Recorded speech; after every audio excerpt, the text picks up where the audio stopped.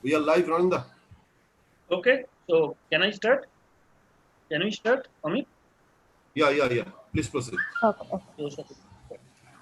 Very good afternoon to everyone. I hope everyone is safe and fine during this pandemic situation. Due to some unavoidable circumstances, our Honorable Principal Madam, Dr. Ruma Bhattacharya, and respected IQAC Coordinator, Dr. Smrita Guha, are unable to inaugurate today's webinar. So, on behalf of all the members of the organizing committee and IQAC of Vijay Krishna Girls College, Howrah, I would like to welcome you all to today's international webinar on Facets of Computational Mathematics, jointly organized by the Department of Computer Science, Mathematics, Statistics, and IQAC of Vijay Krishna Girls College, Howrah. For today's webinar, we are fortunate to have Dr. Parthasarathi Mukhopadhyay, Dr. Nobin Kumar Jana, Dr. Shukriti Bhattacharya as the eminent speakers for the three technical sessions. Dr. Mukhopadhyay will be delivering his speech on the remarkable contribution of the great Indian mathematician, the prodigy Srinivasa Ramanujan, in the field of computation. For the second technical session, Dr. Jana will be speaking on how our daily life frustrations can be analyzed by statistical physics. And finally, Dr. Bhattacharya will be expertising on the necessity of malware analysis. At the end of each technical session, we will be holding an interactive session. And for this, I request all the participants, if you have any questions or queries, please do pop them up in the chat box. And lastly, I would like to request all the participants of the webinar to kindly mute your microphone and turn off your video during the webinar. And please do not share your screen.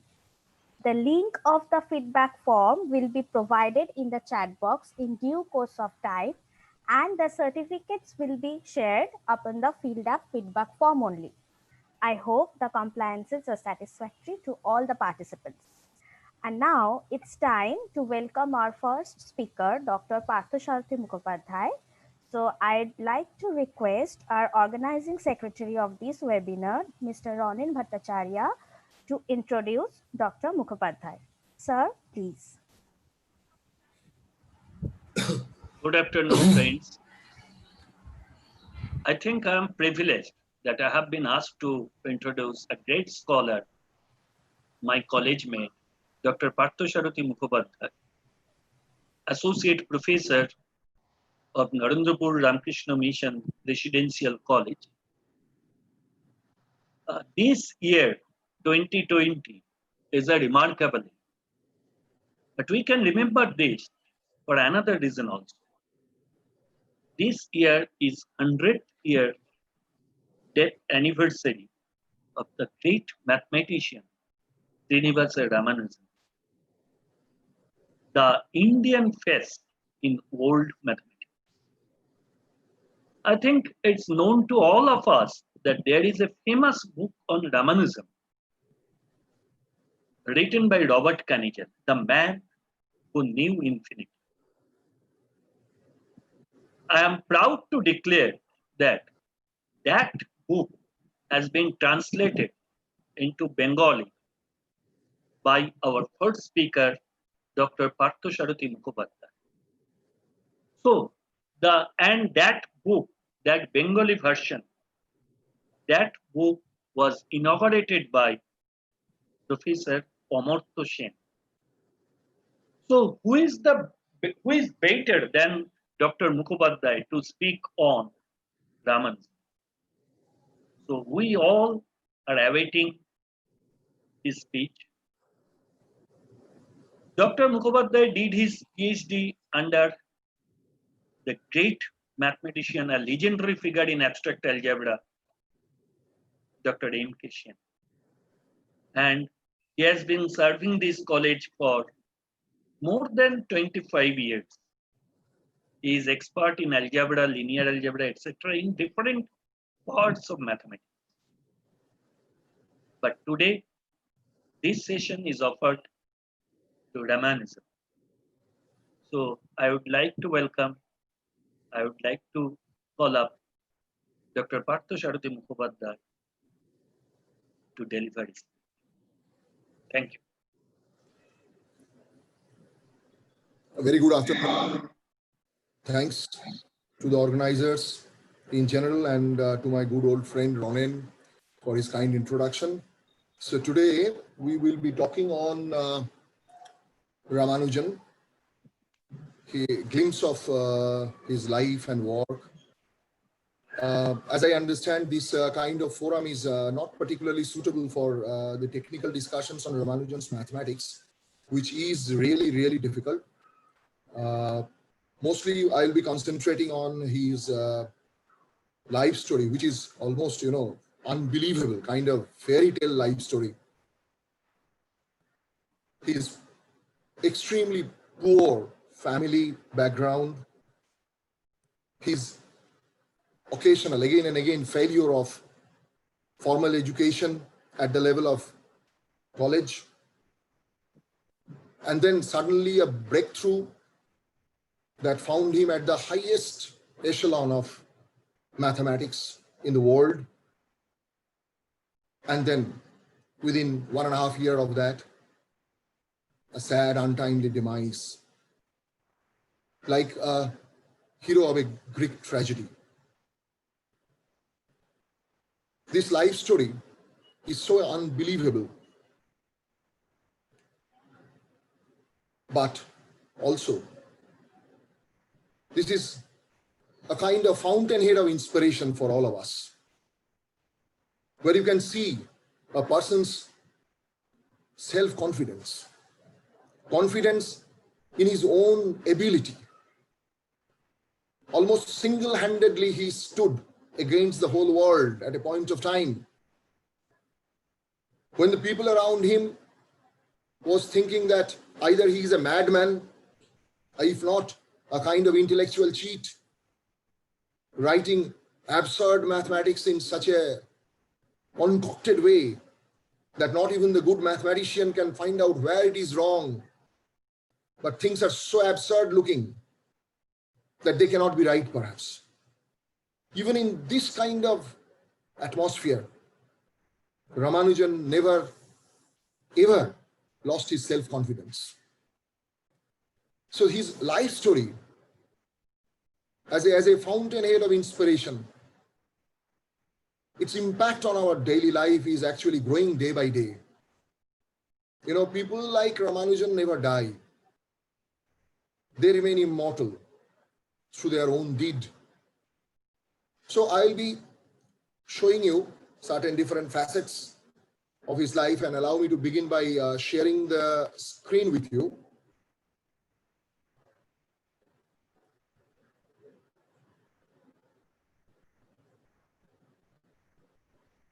So as you can see now, it's exactly 100 years back. On 26th April, he has left us.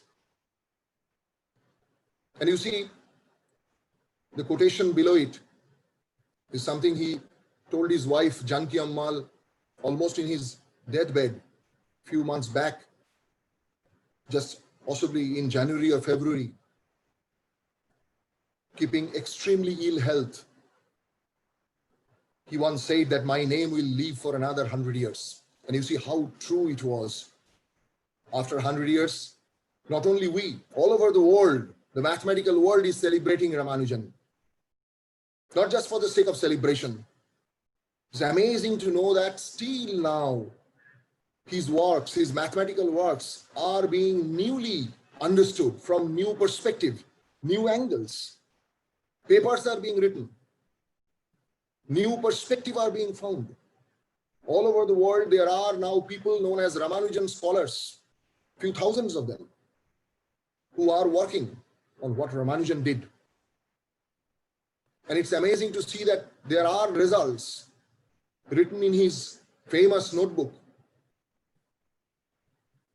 that requires certain branch of mathematics to prove those branch was never actually established in the time of Ramanujan. It was not there.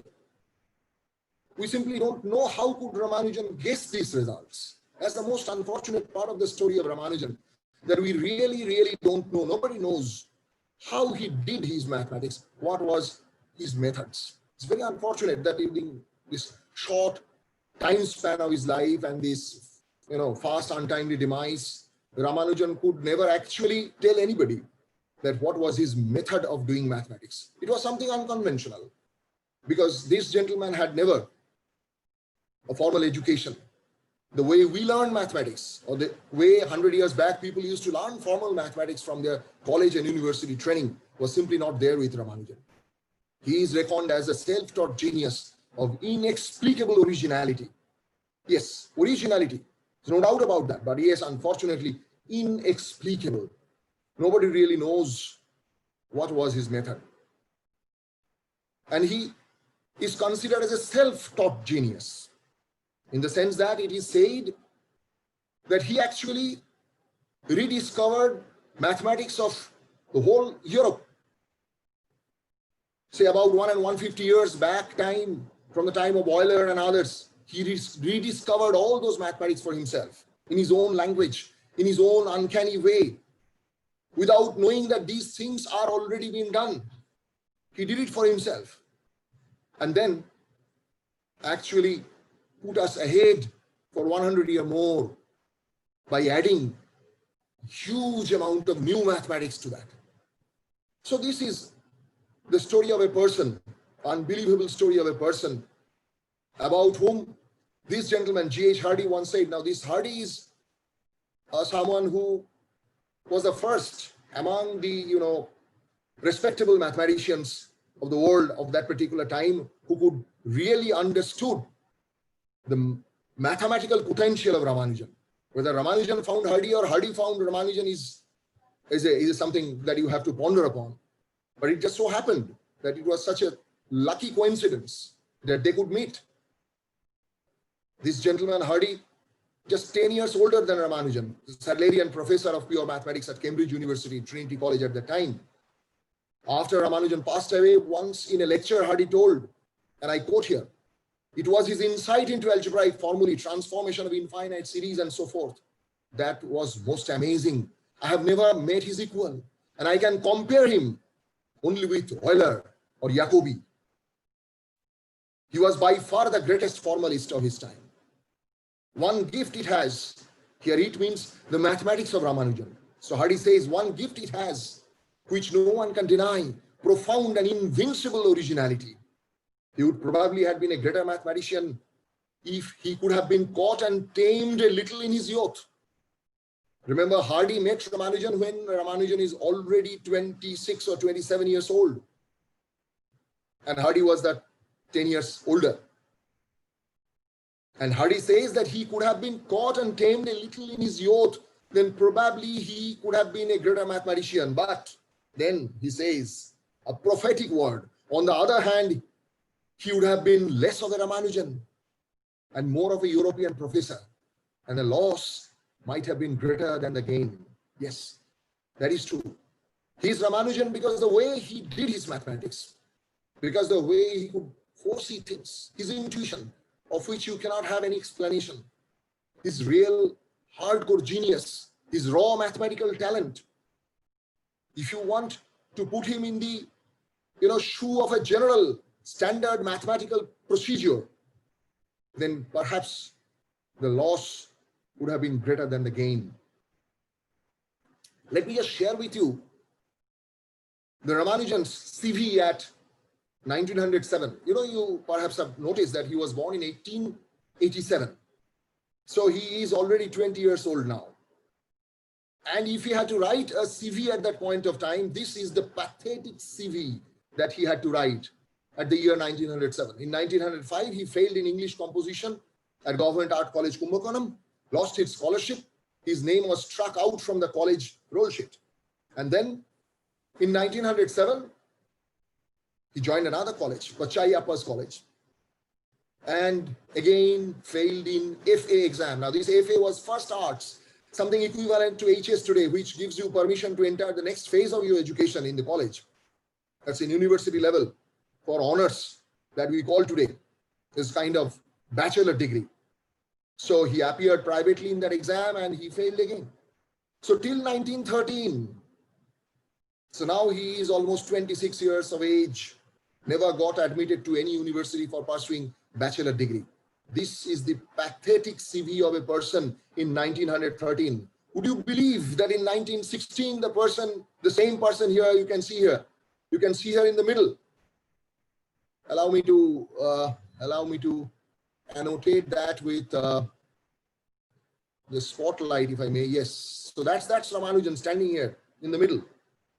And in 1916 March, this gentleman is in London in Trinity College, Cambridge, and received a BA degree by research, not by exam. He never has written any kind of exam after Pachayappa's college. He's got BA by his research on what is known as, highly composite number. That paper was a 62-page long paper, almost a booklet. And he received his bachelor degree by virtue of that research from Trinity College. Within 3 years, that's a transformation. Thanks to Hardy. And then if you see, this is in March 1916. And within one more year, December 2017. And here you see this gentleman. This is the official document that shows that these are the names, as you can see in the right and the left, proposers in favor of Ramanujan for his Royal Society election as a fellow of Royal Society. Is it not a fairy tale?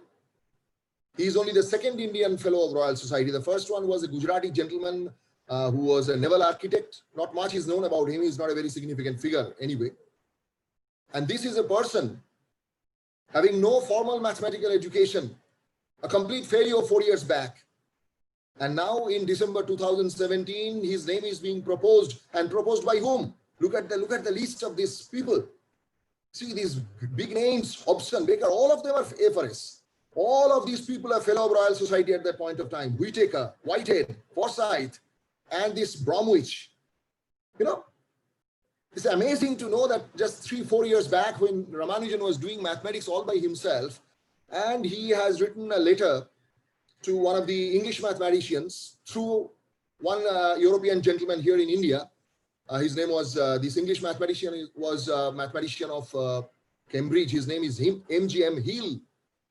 And looking at the results of Ramanujan that Ramanujan claimed to be true, Hill actually wrote back a kind of patronizing voice, a letter back to that gentleman, Walker, through whom Ramanujan approached Hill, telling that please don't discourage the boy. He is actually interested in mathematics, but unfortunately he doesn't understand what is the convergence of a sequence.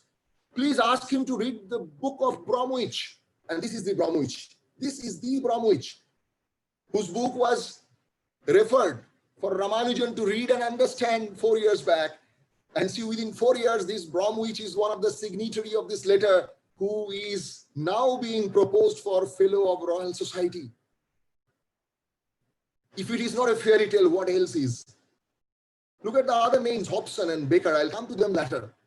These gentlemen are also signatories here. And this was awarded next year, 2nd May 1918. And this is 1918, May, he was awarded a fellow of Royal Society. And within one more year, 13th October 1918, so 6 months, not even a year, we see him as the first ever fellow of Trinity College, Cambridge, the first ever Indian. Yes, Trinity College actually had put down his name earlier, refused him before he was A4S because his skin was dark. Yes, it's historical truth. But there was a group of professors in Trinity who thought that a black Indian, how can he be a fellow of Trinity? But then once he became A4S, thanks to the persuasion by Hardy, they had to accept him as a fellow of Trinity as well. So this is in 13th October 1918. And my friends, within 1.5 years, this genius, son of our soil, will leave us forever. It's only in April 2020 that he left his motherland, his family. He left his mathematics for his heavenly abode. It's like a tragic hero. It is for anyone's guess that what could have been if only destiny have granted him a longer life. This gentleman, Ramanujan, is now reckoned as one of the best mathematician world has ever seen. He lived only 32 years. And this only 6 years of the terminal part of his life, he could actually work with the best mathematicians, English mathematicians of his time. The proper kind of, having a kind of research, discussions regularly with Hardy, Littlewood, and publishing with them. Only 5 years time he got. And within that time, he published some 21 papers from England. Some of them were published after his death. And only with this much of mathematics, this person has become a myth that we are still celebrating. So let me get back to sort of first thing first, his initial days. This is the beginning of his life. He is coming from ordinarily educated Tamil Brahmin family. There was no extraordinary talent anywhere near in his family. His father was just a clerk in a showroom of a sari, and his father was Srinivas Iyengar, and mother Komala Tammal. He used to sing bhajan in this shrine, as you can see in the picture. This is a shrine in Kumbhakonam. It is called Sharangapani. This is the Sharangapani temple, and this is the Sharangapani. Lord Sharangapani is another incarnation of Vishnu. Sharanga is the Vishnu's, the bow and arrow. That's called Sharanga, Shrangapani. So this is where he was brought up. If not born, he was born in Erode, his maternal grandparents' house. But almost throughout his initial life, he spent in this vicinity of this temple, the street called Sarangapani Sannidhi Street. And if you look at his family, as you can see in the left, within next few years, he was the eldest son of his family. And within few years, unfortunately, some other, boys and girls were born. And as was, obvious at that period of time, it just happened all around. So all of them died in their infancy. And two of his brothers, much younger, as you can see, one is born in 1898 and another is 1904, whereas Ramanujan is born in 1887. So they are much younger to Ramanujan, and they only survived. Lakshmi Narasimhan and Thirunarayan. They are the original bloodline, same bloodline. But were they genius in any sense? Unfortunately, no. They lived only very normal life. I mean, normally educated and normally having some served some. One of them served, kind of government office. Another was a postmaster in a particular post office. And they died. And nobody knows any further lineage of this family. Where is the Ramanujan family now in India? There is no trail. Nobody knows. And this is the family. This is the family. This is the mother. Ramanujan's mother, Komala Tammal. Only this one picture is available. You can see the robust presence of this lady. I mean, she was a very, very dominating character. Very, very dominating character. Not really, educated in the, formal sense of the term, but she was educated in other ways. She came from a Brahmin family, and she was well versed with the Purana and the stories of ancient, scriptures. And she used to tell all these stories to Ramanujan.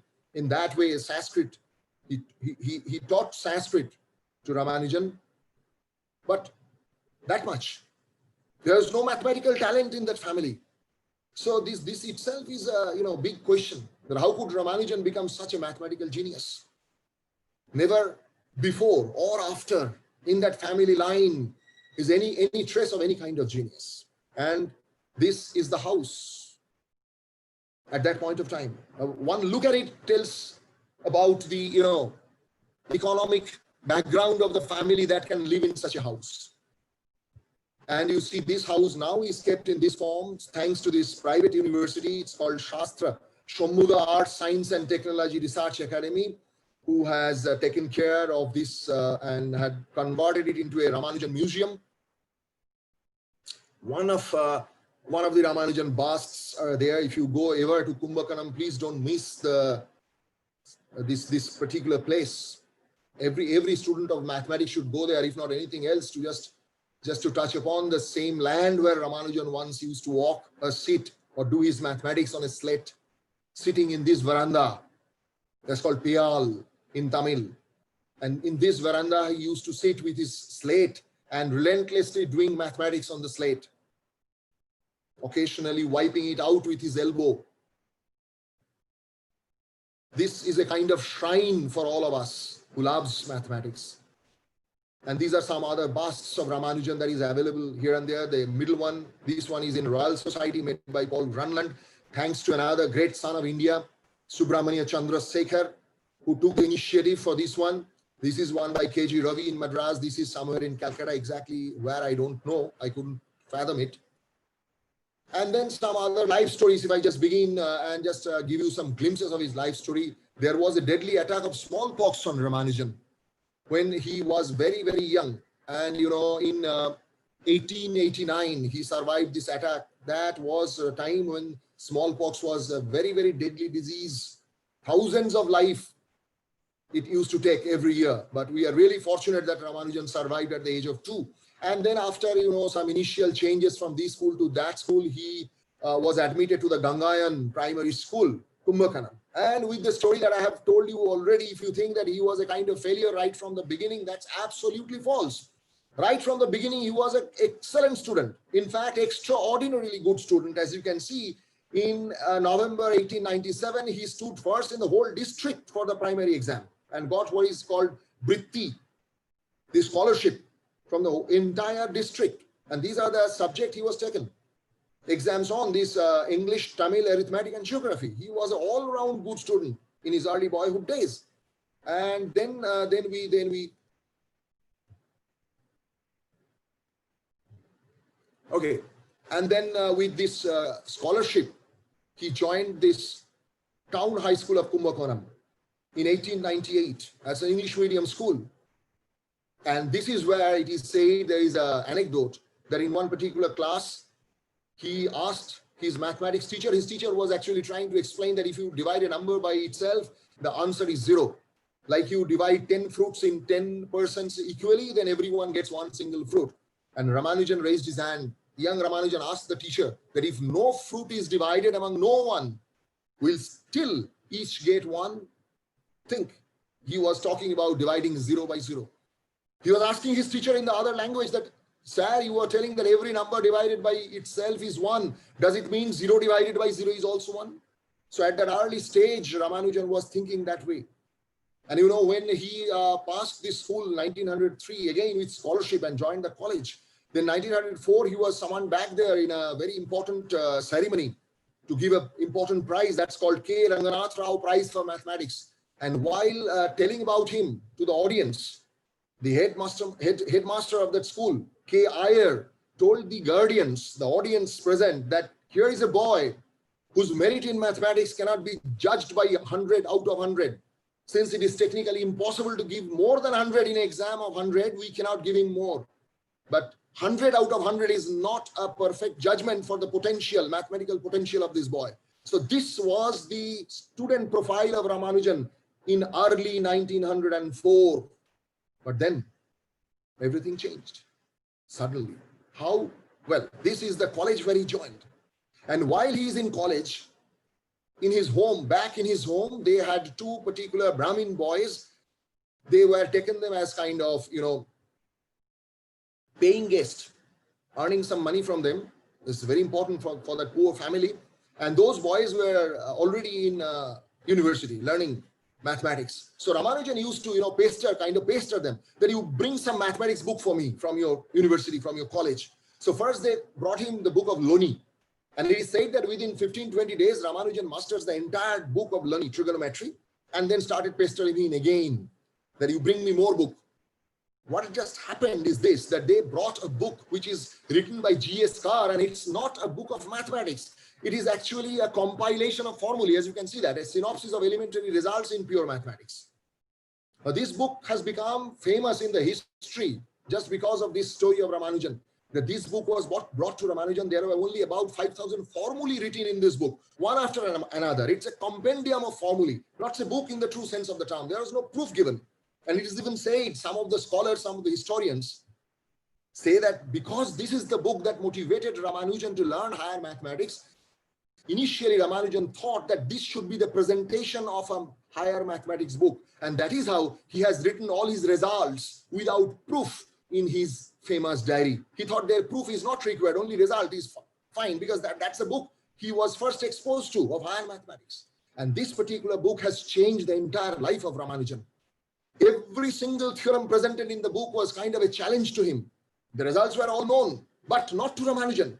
For him, these were kind of new challenge, as if they are challenging him. Come, prove me if you can. And this is how Ramanujan's life has transformed completely. There's a good thing, and there's a bad thing also, that he started neglecting all his studies, including his formal study of routine mathematics for that particular class that he was studying. He was engrossed completely in this higher mathematics, and while trying to prove these results given in the book of Carr, he stumbled upon, he started conjuring new and new results again and again of his own, the results that were not there. And so that he may not forget these results, he started writing them in one diary. That's the beginning of his famous, or should I say, infamous mathematical notebooks. These notebooks were later preserved and sort of, given to the future generation of mathematicians as a kind of homework. The way we give homework to our student, as if the Ramanujan, the great Ramanujan, has given this about, 4,500 results in his notebooks to be proved by future generation of mathematicians. That yes, these are true. I, Ramanujan, tell you that these are true. You prove it yourself for your own sake. Now, what happens if you start neglecting your study at that level? And that did happen actually. His passionate journey for mathematics, and only mathematics, nothing else. It started taking toll of Ramanujan, once a very good boy, all-round good student. He failed in the college exam, as I already have pointed out. And except in mathematics, every subject he failed, and he lost his scholarship. See, his scholarship was not just a question of his a kind of fashionable thing. No, the scholarship was essential for him to study, because that money was absolutely needed to continue the study, for paying the fees of the college. The family could not sustain that. And Ramanujan actually could not accept that fate. He was so ashamed that he failed in the college. And how could his parent now support him for his study? So he ran away from the home. Almost 1 month and some few more days he was out. Nobody knows exactly where he was. And as you can see in my screen, the right side, this is the advertisement given by his father, Srinivas Raghava Iyengar, from Kumbhakonam in September 2 in the Hindu paper. This is one of the most prominent daily newspaper in South. And there you see that this is the insertion given, that due to some misunderstanding, this boy named Ramanujan, he left his home. And it is known, it is heard from somebody that he was seen in Rajamundri about a month back. So he is being requested to come back, and anybody who has any news about him is requested to immediately contact the home, return home, and contact the family and give news to that. So Ramanujan left his home, and after sort of 1 month and few days, he came back. And then in 1906, next year, he was pursued to join the formal education once again, and this time it is in Madras Pachayappa's College. He joined Pachayappa's College. There was no initial scholarship, but within 1 month, teachers came to know about his extreme power, his extreme gift of mathematics, and they were so moved that they themselves took him to the headmaster and requested at least for some partial scholarship to support his study, and it was granted. But unfortunately, within 3 months, Ramanujan was seriously ill. There was a bout of a serious dysentery that he could not continue his study there in Pachayappa's college. He could not stay in Madras away from his home in Kumbakonam. So he had to leave the college and go back to Kumbakonam. And then after 1 more year, he has written the exam, first arts. And as I told you already, failed there miserably. I can show you the marks he scored in that exam. Now, this was compiled much later, you know. This is in 1917 by Madras University, when Ramanujan is already a famous person. And then the Madras University and the local administration, European, British administration thought of, you know, making sort of, you know, this kind of, you know, assessment of Ramanujan's all details so that they can have a sort of life story of this great person. They found out all these details of Ramanujan's score sheet. And as you can see, the dismal performance of Ramanujan in English, the exam was, as you can see here, 200 marks. The exam was 200. And then he scored only 38. Pass mark was 70. In Sanskrit, pass mark was 35 out of 100. He scored 34. In mathematics, believe it or not, the pass mark 45. Out of 150, Ramanujan scored only 85. Yes, because he was not interested in doing this routine mathematics at that time. While writing exam, perhaps something came into his mind, some new formulae. So it was absolutely important that he leave the house, leave the exam hall, go back to home and immediately write it before forgetting. So he never bothered about this formal education anymore. And as you can see, fellows of physiology and history, well, big zero. He just submitted blank paper. So what happened? Of course, he failed. And that was the scenario in the time when it is almost 1907, as I told you. So from 2 colleges, one after another, his name got struck. And then he started writing things in this notebook. As you can see, these original notebooks are now kept in Madras in the library. And thanks to Tata Institute of Fundamental Research, TIFR, these original notebooks in the handwriting of Ramanujan has been now reproduced digitally by TIFR. I don't know whether you can see it, but I can show you a copy. These books are actually with me, and I really don't know how to show it here because the screen is being presented. But anyway, these are the books where you can actually have the handwritten things by Ramanujan exactly the way he has written, by exact colors and exact, you know, striking out lines and, you know, all sorts of jumbling up thing. Every notebook started very beautifully, nice and clear, because these notebooks were kind of things that Ramanujan at that period of time was compiling with a sincerity to begin with, so that this is a kind of advertisement for him.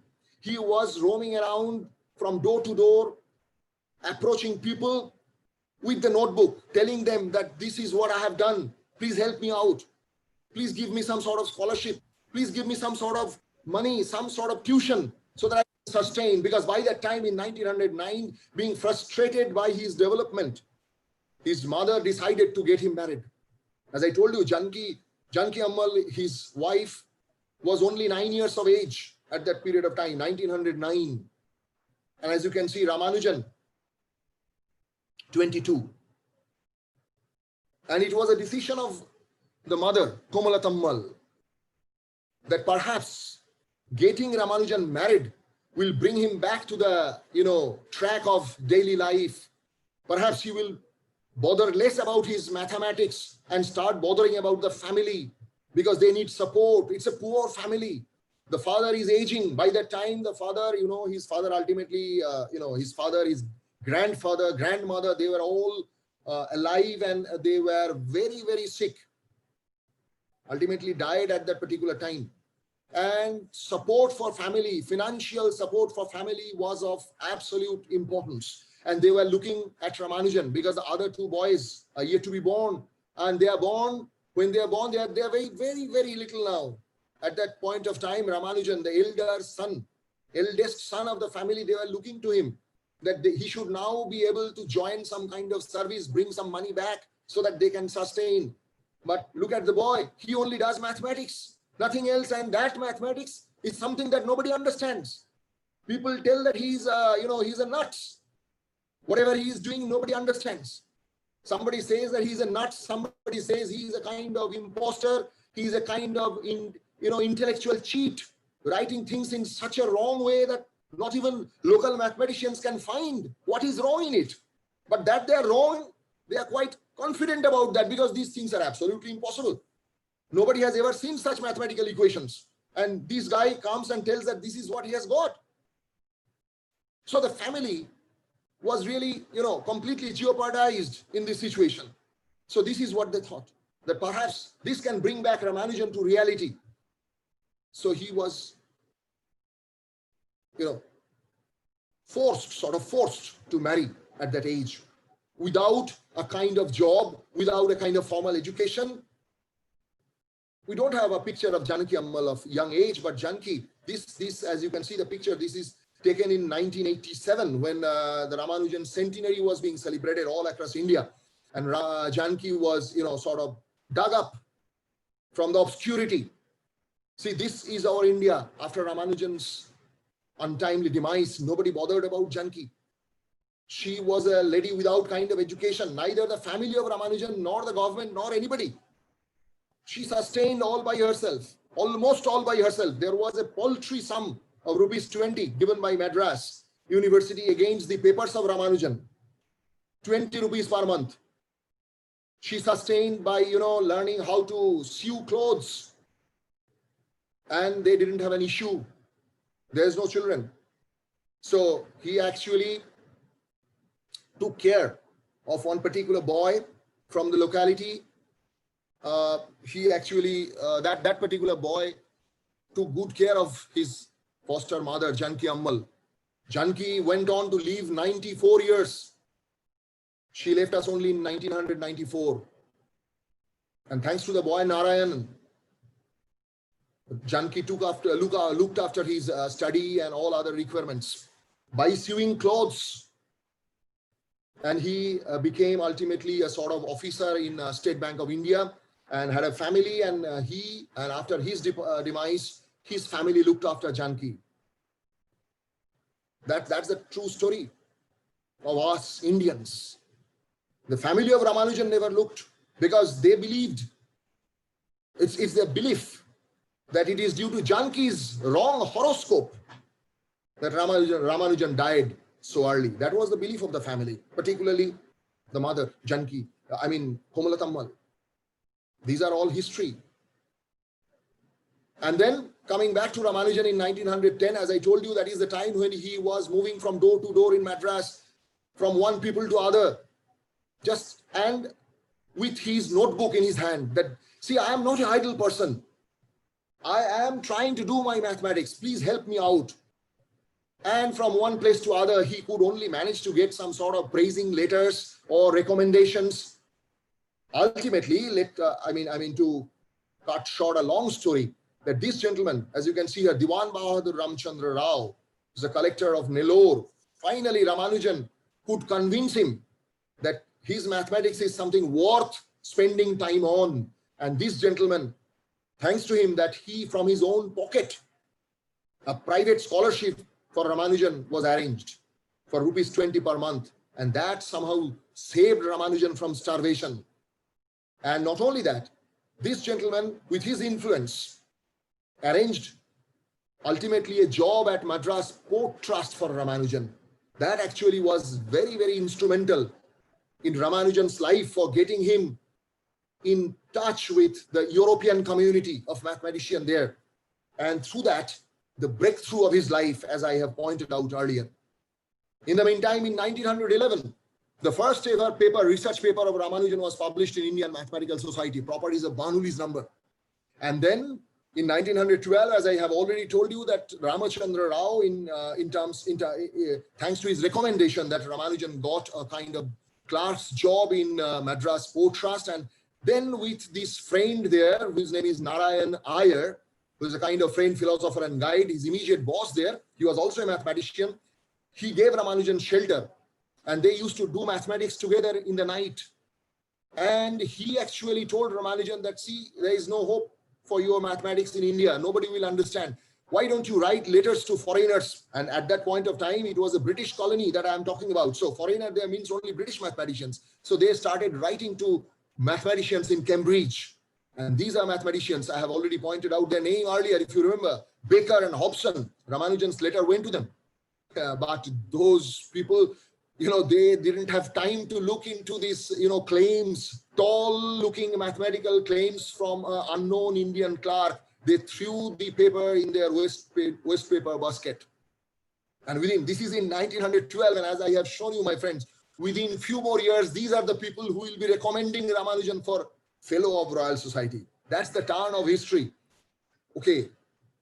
Then finally in 16th January 1913, on that great fateful day, Ramanujan have written another letter to this gentleman, G.H. Hardy. And G.H. Hardy, when he got the letter, initially he also was very stunned. He never have seen such kind of things. He was also, less interested. Set the letter aside and went on doing his own daily job. Went to the department. But that was a 10-page long letter, packed with, about 120 original formulae, 67 of which are now available. Other pages, unfortunately, are lost. At least page number 8 and page number 10 is definitely lost. But on the pages that we have, we can now see the tremendous volume of mathematics, unusual mathematics that Ramanujan has posted to Hardy, claiming that this is what I have done. This is what is the beginning of the letter. I beg to introduce myself to you as a clerk in an accounts department of the Port Trust office at Madras on a salary of only £20 per annum. I am now about 23 years of age. I have had no university education, but I have undergone ordinary school course. After leaving school, I have been employing the spare time at my disposal to work at mathematics. I have not trodden through the conventional regular course, which is followed in a university course, but I am striking out a new path for myself. I have made special investigation of the divergence series in general, and the results I get are termed by the local mathematicians as startling. And with this, the letter begins, and then there are 10 pages of long list of unusual formulae. Now, this G.H. Hardy, Sadlerian professor of Trinity College, a person who was changing the fate of English mathematics single-handedly at that point of time. Before Hardy, mathematics in England was what Newton told. It's calculus. Everybody used to do this, calculus and a kind of, dynamics as per Newton. Nobody used to understand what calculus is all about. Why calculus works, nobody understood. That part, what is now known as real analysis, was developed in France, in Germany, and France and Germany were not in good terms with England. So these mathematics developing in France and Germany were not taken in good spirit in England. They were confined within the Newtonian mechanics. But this is the gentleman, G.H. Hardy, for the first time, he was introducing in English mathematics these ideas of convergence and divergence and epsilons and deltas, the analysis, the reason behind calculus work. And this is the person with whom Ramanujan interacted, luckily. And this is the person who was first to recognize the brilliance of Ramanujan. This is the kind of letter you can see. These are 2 pages of that letter, page number 5 and 6. And all these formulae that you can see, they are nowhere there in the standard textbooks of that time. Neither now. The mathematics of Ramanujan, my friends, let me share with you, is so high that it is not even taught in any of the colleges or universities in a standard MSc course. Only you are a specialist in number theory, and that too in what is known as analytic number theory, you come to know about Ramanujan's mathematics. Having only ordinary PhD degree in a mathematics in some branch of mathematics is not good enough to understand Ramanujan's mathematics. It is so highly specialized. And you see the person, the Sadlerian professor, young Hardy, was dumbfounded. He has never seen such things. So initially he also threw the letter in waste paper basket and went on doing his own job in that day. But while he was in the department, while he was playing tennis in the afternoon, somehow his mind was not very settled. Every now and then those formulae was flashing in front of him. He was thinking, he was compelled to think, what if these formulae are true?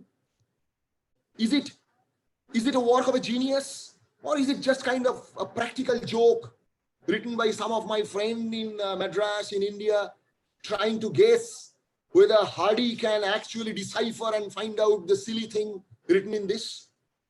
So that particular day, Hardy had to leave early, his routine, and come back to his house, to his particular room in Cambridge University. And, took that particular letter out of this waste paper basket and started looking at it more seriously. By the evening, he understood that this is not going to be his own job. He will not be able to do it, gauge this by his own ideas. So he summoned one of his friends, his co-researcher, Littlewood. That after dinner, two friends sat together. The whole night they tried to understand the significance of this formulae. And these are the kind of formulae, as you can see. No one ever has seen these kind of things before that. And this is what Hardy later said, that this formula defeated me completely. I have never seen anything like this before. See, that's a fellow of Royal Society. A Sadlerian professor is talking about a formulae written by a apparently uneducated Hindu clerk, writing a letter confessing that I have no formal education. And this is Hardy. He said that this must be true. Otherwise, no one can have the power to write so beautiful things, so symmetric things, just by concocting it. It has to be true. And look at the last formula that is there. There's a famous, it has become a myth. This equation of Ramanujan, 1 + 2 + 3 + 4, and all positive integers summed up to -1/12. What can be the meaning of this? See, you just can't say that those mathematicians in India actually termed him to be a nuts, to be a madman. Because if you write this thing and tell somebody that this is what I have got in my result, of course, people will tell it's a madman's job. Positive integers are summed. They should be positive and that should become very large. How come that's a fraction and that too in negative? Well, only a madman can think like this particular way. See, this platform, unfortunately, is not the right one to explain the meaning, the significance of this idea. Anybody interested, I can just refer to this particular talk of mine, which I have given just 1 week back, 20th July. If you just write my name, P. Mukhopadhyay, in YouTube, and if you're interested in learning mathematics of this particular equation, you are welcome. You can share this YouTube video and you can check. I have explained in Bengali, in details, the mathematics behind this particular equation. And this was Hardy. Hardy said a single look at them is enough to show that this could have been written down by a mathematician of the highest class. And eventually Hardy invited Ramanujan to come over to England with full scholarship to join research with him. But that was a difficult proposition at that point of time. Ramanujan, a pious Hindu Brahmin, crossing sea was completely impossible for them. If you cross the sea, then your socio-religious strictures will be applicable on you. Right? That's how Ramanujan hesitated. Neither his mother was ready to allow him to cross the sea. But one good thing happened, that with the letter from Hardy, where Hardy writes that, okay, it's extraordinary your results are. I'm so impressed. But how do I prove them? Why don't you give the proof? Well, you see, if you write the result, it is not good enough in mathematics. You must have a proof of it. Without proof, nobody is going to listen to you. So please write the proof of these results. Now that letter, when came back to Ramanujan, he was so elated. He has written back to Hardy that your letter will allow me to sustain, because now that G.H. Hardy told that my results are good, they are not madman's, meaningless result. Now I can show this letter to everybody, and that will help me to sustain, to get something. And yes, it happened. Out of Hardy's letter, now Madras University was ready to pay ₹75 per month scholarship to Ramanujan so that he can continue his research. So that way, the first letter of Hardy helped Ramanujan. But then Hardy wanted proof. And this was Ramanujan's response to that Hardy letter. This was written in 27 February 1913. And you see in that letter, if you can read that, I have these red lines is what I have given there to draw your attention to those facts that Ramanujan is writing. Well, I just cannot explain you my method in letter. You won't understand my method if I want to explain it in 1 or 2 letter. Rather, what you will do now, you see this equation there. Can you see this? Can you see this that I want you to see here? This underlined red line where he is mentioning this equation, and he is referring to it. If you can read this line, I will read it aloud for you. Here Ramanujan is writing, if I tell you this result, you will at once point out to me the lunatic asylum as my goal. So Ramanujan also was aware of the fact that how unusual, how lunatic these equations look like. That's not the only equation. There are 4 or 5 such equations in Hardy's letter, all of them looking equally lunatic. And Ramanujan says, yes, this is what I got in my divergent series theory, but I can't explain you that. My method is completely different. I can't explain you that in the letter. Rather, what he's telling, now look at the confidence of a person. He is telling a Sadlerian professor, a fellow of Royal Society, this in this letter. If you can read that last lines of this letter, that why don't you do one thing, Hardy? You prove the results yourself by your method, the way you do mathematics. Only one request. If you can prove them, please accept that results are mine. I have done that, but prove it in your own way. My way you won't understand. I can't explain it in a letter. When this letter reached there, Hardy was shocked. Hardy thought that Ramanujan is thinking perhaps Hardy will steal his proof and publish it in his name. That's why he is not being confident in Hardy. So he again wrote a letter, and this, coming and going of letters, that continued for 1 year. And again, to cut a long story short, what happened last is this. In 1914, Hardy designed this gentleman, E.H. Neville. Somehow he managed Neville to send him to Madras University with the official purpose of teaching differential geometry for 6 months. But the unofficial, actual assignment for Neville was this, that you go there and find out the gentleman called Srinivas Ramanujan and pursue him to come to England. Somehow pursue him to come to England. Otherwise, such a brilliant mind, such a exceptional, brilliant mind will be lost. We must sit together and decide on mathematics. That was Hardy. And this gentleman could ultimately pursue. It's a long story. I can't get into the whole detail. My time, I'm afraid, is running out. So to bring things to a sort of end, if you want to read this whole story, this is the exceptional book, as my good friend Ronen has already pointed out, The Man Who Knew Infinity. And there is already a Hollywood movie. More than one movies have been made. But there is a movie by the same name in 2015 by Dev Patel and this Jeremy Irons playing Hardy. I believe most of you have seen that. And as Ronen has already pointed out, in 125 birth anniversary, there was a program where, among many other things, this book was considered for translation in 10 regional Indian language. And I am very fortunate that the Bengali one was given to me. And this was first.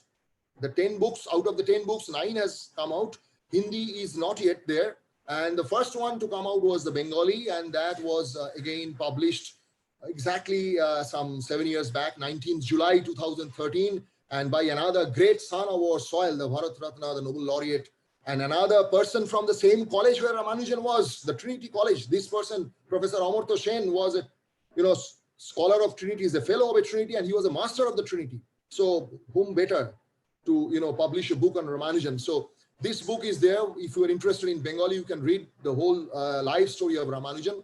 I just want to cut it short and bring it to sort of end, telling some little bit of his mathematical abilities.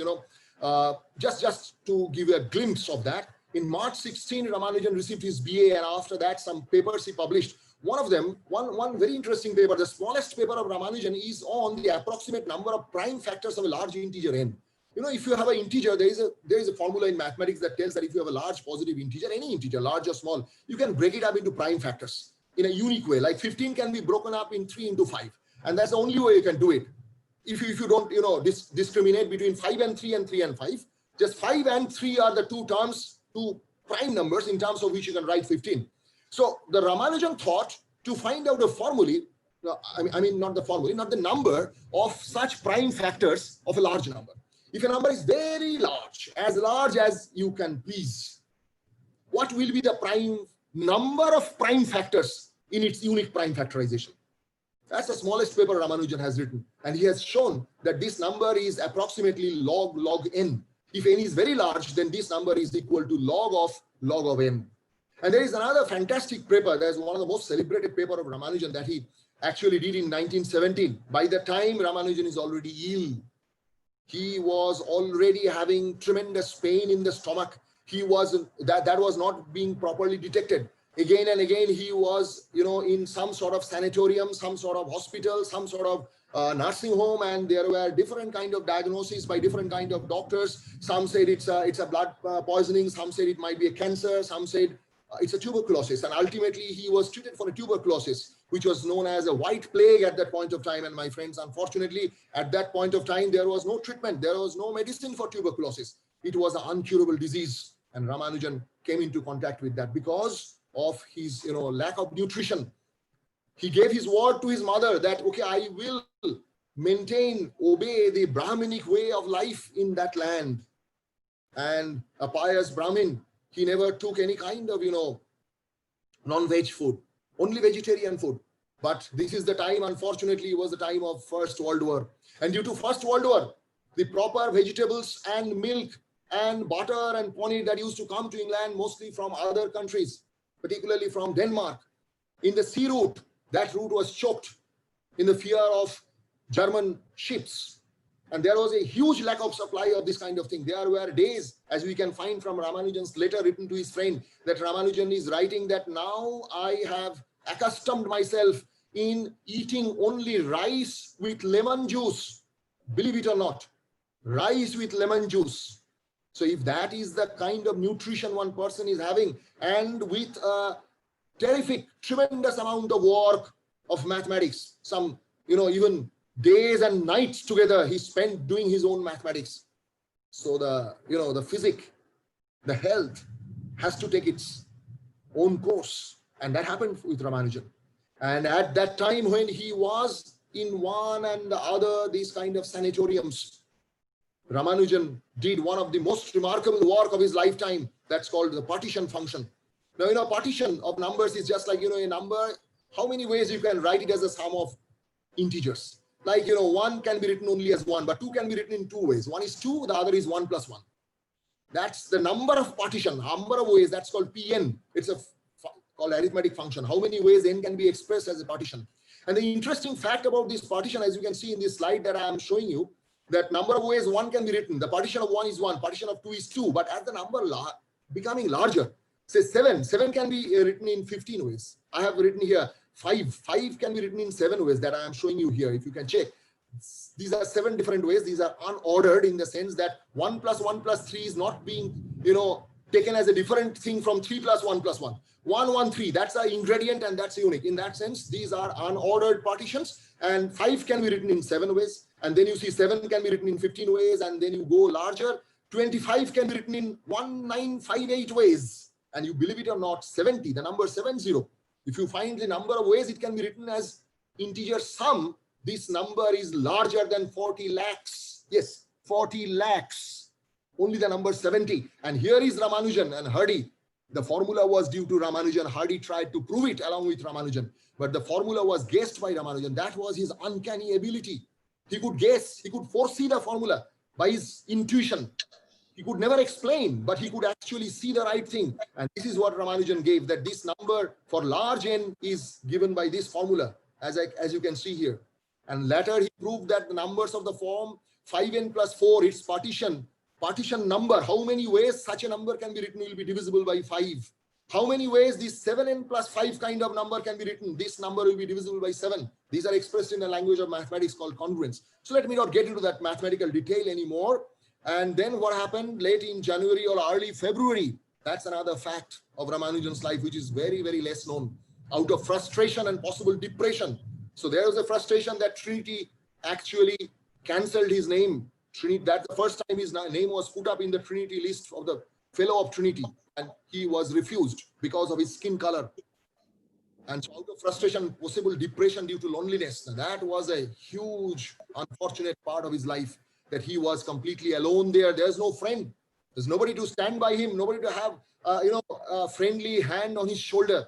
And there's a very unfortunate truth that all the letters written from back home by Janki to Ramanujan was somehow passing through the hands of Komala Tammal. Janki was a very young girl.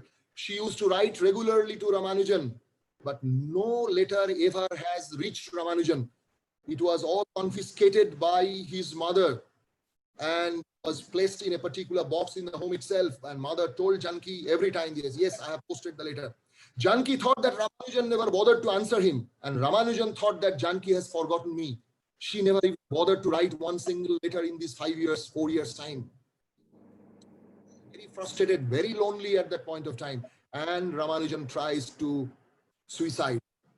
He jumped in the front of a rail in London Underground, and subsequently, thanks to everybody, that the driver could see him from a distance and somehow could manage to stop the train. He was not run over, but he was very badly hit. Ultimately, he was taken to the police because, by English law, trying to commit suicide is an offense. So he was in Scotland Yard, where Hardy went personally and bailed him out. And it is now known that Hardy bailed him out by, giving a wrong kind of information to police. Police that you cannot just, take under custody one fellow of Royal Society this way. But Ramanujan was not a fellow of Royal Society at that time. It was much later. Much later, 1 month, 2 months after that incident, Ramanujan became fellow of Royal Society. Okay, and then after that, he became fellow of Trinity, as I told you, and then the World War, finally, World War came to an end, and then after this 4-5 years, in 13th March 1919, at the end of World War, Ramanujan came back to India. He was terribly ill. He was terribly ill, and in 27th March 1919, he reached Bombay port, and even at that point of time, Janki was not summoned, because as I told you already, his mother was convinced that it is due to the mismatch of Ramanujan's and Janki's horoscope that Ramanujan is ill. The pathetic part of the whole thing is that this lady actually has chosen this. Komalatamma has chosen Janki herself without consulting anybody, and possibly because she was an expert, quote unquote, expert on understanding and making the horoscope, she has checked the horoscope of Janki right at the beginning, but somehow later she was convinced that the association of Janki with Ramanujan is going to be fatal for Ramanujan's life. She never wanted Janki to be around Ramanujan.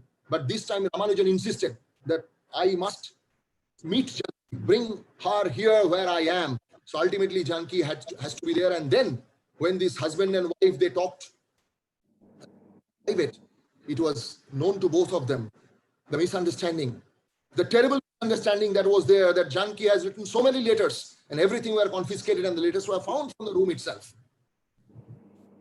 Okay. And then comes the fateful year to 1920. Almost a year has passed, has gone by after Ramanujan came back to India. And this is the first letter and the only letter that he has written to Hardy after coming back to India, and that's on 12th January 1920. Remember, my friends, within 3 more months, Ramanujan will be no more. He is extremely sick at that point of time. Can't talk properly, Start coughing and blood comes out of his throat. That's the stage of tuberculosis. And even at this position, he was working relentlessly on his mathematics. Told that just 4 days before his departure, his sad demise, he worked relentlessly on mathematics. And this is the last letter to Hardy where he's writing, he's proposing a new kind of function. He says that, Hardy, you people know about theta function, but now I have conjured up something new. I call it mock theta function. And I have given you 22 examples of this mock theta function. This is the letter there with 22 examples of mock theta functions. And my friend, let me share with you only this much, that it is being told that had Ramanujan never done anything else in his life, only due to this mock theta function, he would have been the same famous mathematician that he is now.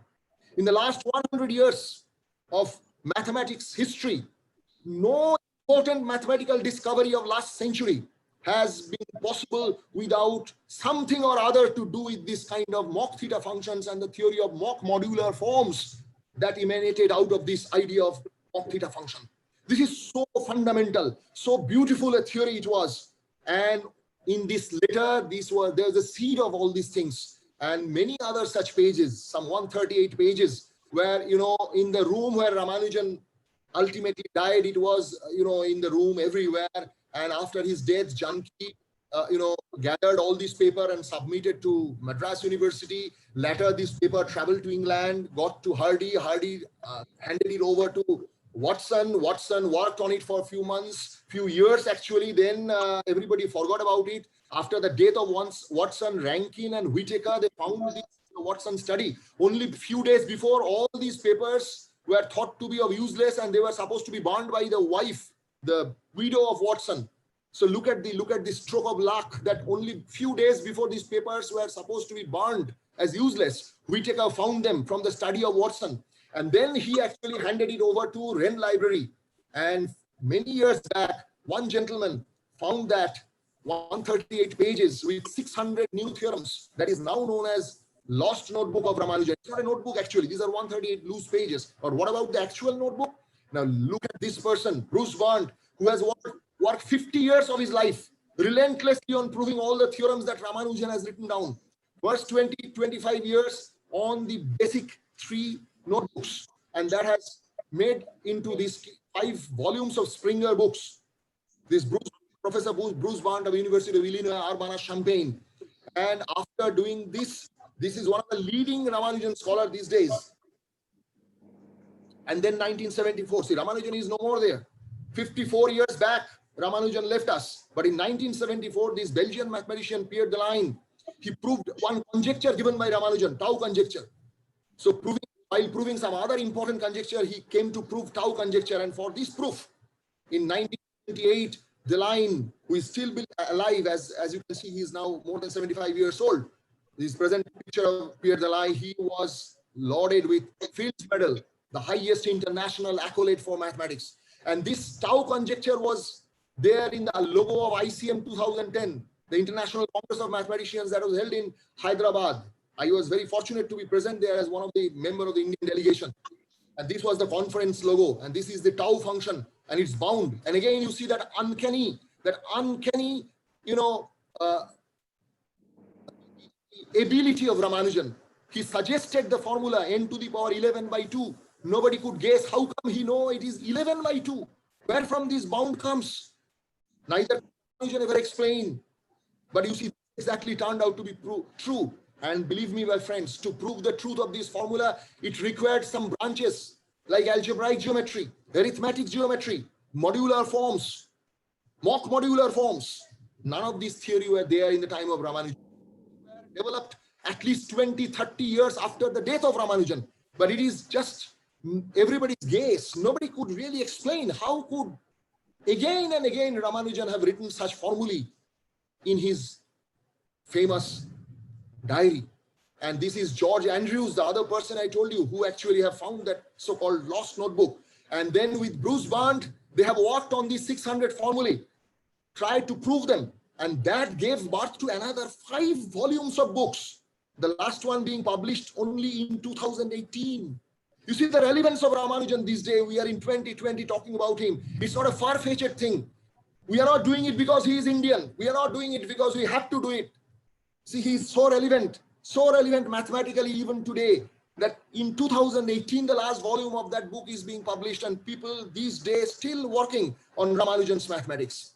And let me bring an end to this discussion with this, I'm sorry, I don't know how far I could do justice in this small span of time to this mesmerizing life story of this genius, the self-taught legendary son of our soil. His typically original ways of doing mathematics, his mathematical thought process that has not yet been totally deciphered, and his tragic, untimely demise when he was at the peak of his creative genius, doing those so-called mock theta functions, despite his irrecoverable illness, leaves us to wonder what could have been the further mathematical achievements had the destiny granted him a longer life. Allow me to stop here with one quote from a fantastic book, The Man Who Knew Infinity by Robert Kanigel. And I quote from Kanigel, "What Ramanujan did will live forever.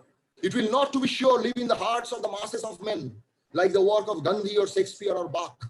Still, his ideas and discoveries, percolating through those few minds tuned to them, will mingle with the intellectual energy of the cosmos and thence into the deep, broad pool of human knowledge." Thank you very much. I'm afraid I couldn't do much justice to the mathematical part of it, but then perhaps this is not the proper forum as well. Thank you for your patient hearing. Thank you, Parthu. Dr. Mukherjee, just a minute. Actually, we have been mesmerized by his talk. So thank you. Now I ask all participants if there is any question. Actually, we have received some question. One is put by Professor Pratap Mondal, Vijay Krishna Girls College. What is the beauty of Ramanujan number 1729? He wants to know. Can't get you. What is the? Beauty of Ramanujan number 1729? Oh, that's a long known story. You can write it in the Google and everybody knows it. That's why I didn't touch upon. This is called the Ramanujan number or taxi cab number. There is a story that when Ramanujan was in one of the sanatoriums, it's called Clock House, Hardy see him and just to make some sort of conversation begin, Hardy told him that Ramanujan taxi whose number is 1729 and I hope it's not a bad omen. And instantly Ramanujan answered that no, Hardy, it's not a bad omen, it's a fantastic number in fact. And this is the smallest number that can be expressed in two different ways as the sum of two cubes. It is said, it was once said by Little that every single positive integer were like personal friend of Ramanujan. Just like we know our friends, we know everything about our friends. Ramanujan used to know every single property of every single integers. That's what once Little said. So, and in his diary, if you check, you will find that this kind of things he has done in his early boyhood days.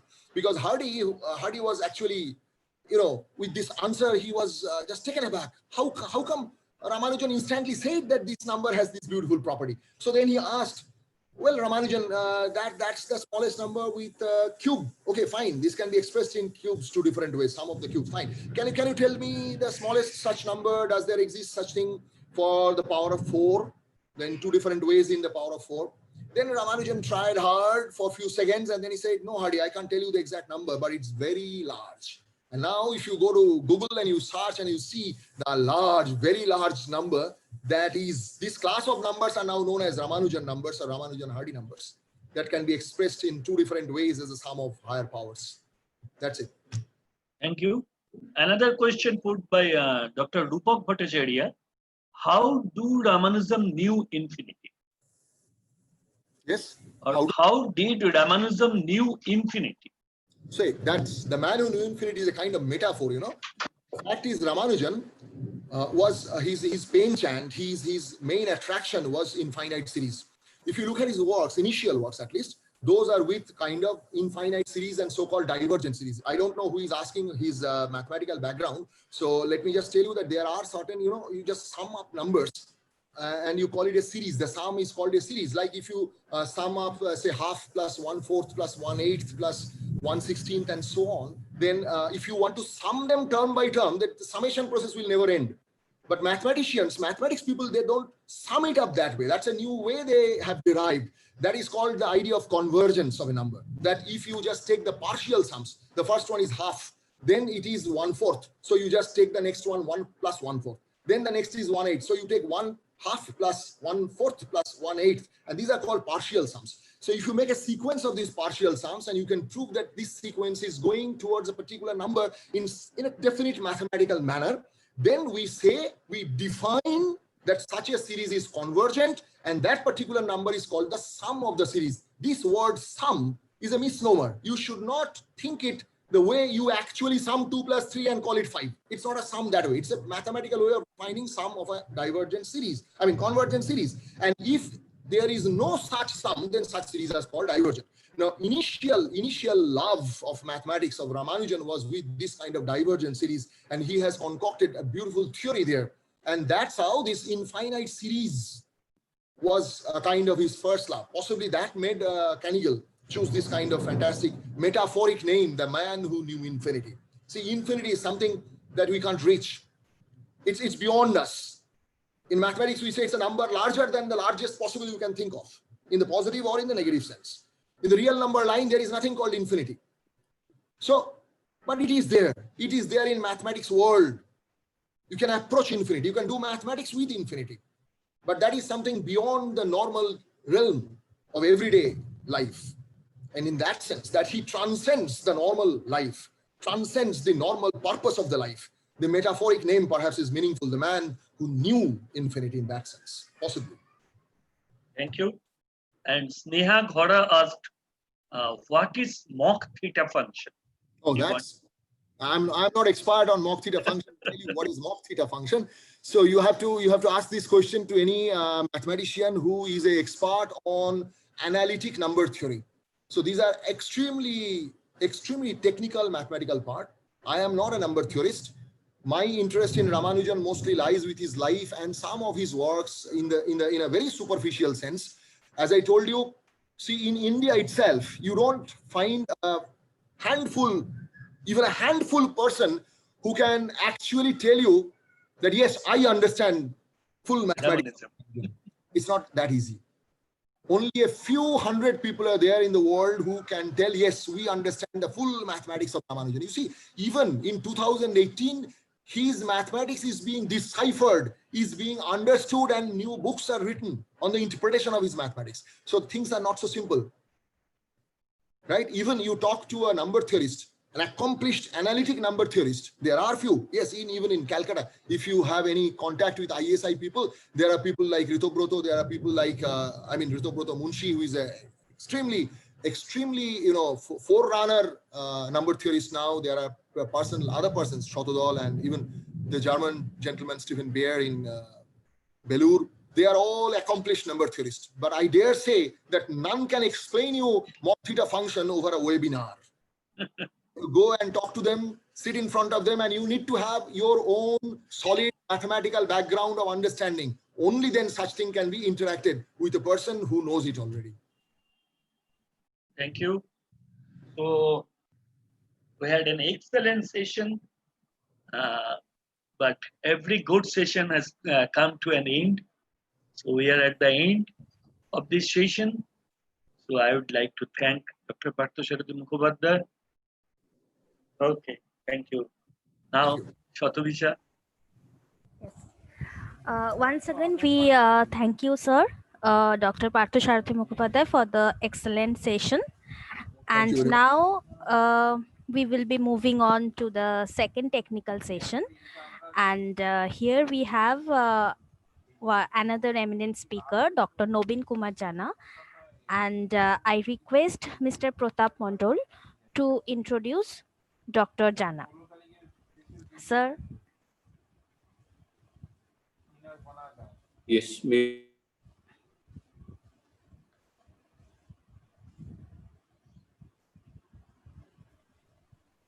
can you hear me? Yes. Yes, I can hear you, Nobin. Yeah. Where is Can Pratap? Yes. Pratap, sir, please. Just a minute. Just a minute. Yeah, sir has come. Pratap is there. So Pratap Yes. starts. Unmute your phone. Microphone. Pratap. Hello. All right. Thank you, Shatobisha. Welcome to the technical session 2 of our international webinar, Facets of Computational Mathematics, organized jointly by the Department of Computer Science, Mathematics, Statistics, and ICOAC of Vijay Krishna Girls College, Howrah. In this session, our speaker is Dr. Nobin Kumar Jana, and he delivers his lecture on analyzing first session through statistical physics. Dr. Nobin Kumar Jana at present is Reader F of National Institute of Science, Education and Research at Bhubaneswar. And Dr. Jana completed his PhD under the supervision of Professor B.V. Rao from Indian Statistical Institute, Kolkata, and his postdoc fellowship from the Hausdorff Center for Mathematics, Germany. His main research interest is on the application of probabilistic tools to analyze stochastic models. His research work has been published regularly in various international peer-reviewed journals. So I would like to welcome Dr. Nobin Kumar Jana. Yeah, thank you. Dr. Nobin Kumar Jana. Yeah, Hello. thank you. Yes, can you hear me? Yeah, Thank yeah. Yes, sir. Yeah. Yeah, thank you for your kind introduction. And yeah, let me check my things, whether I can share my things or not. Yes.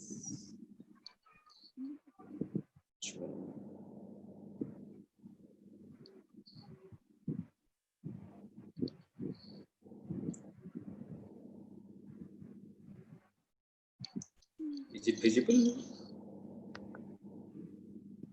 Yeah. Yes. The thing is that yeah, just I'm stopping it.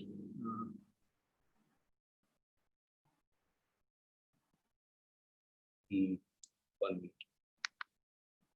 Yeah. So the thing is, I'll stop and then I'll come again. Just wait for a minute. But Okay. everything.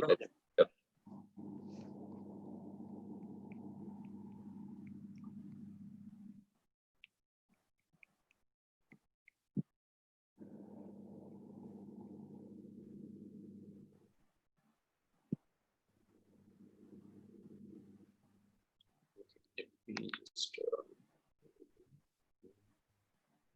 broadcasting.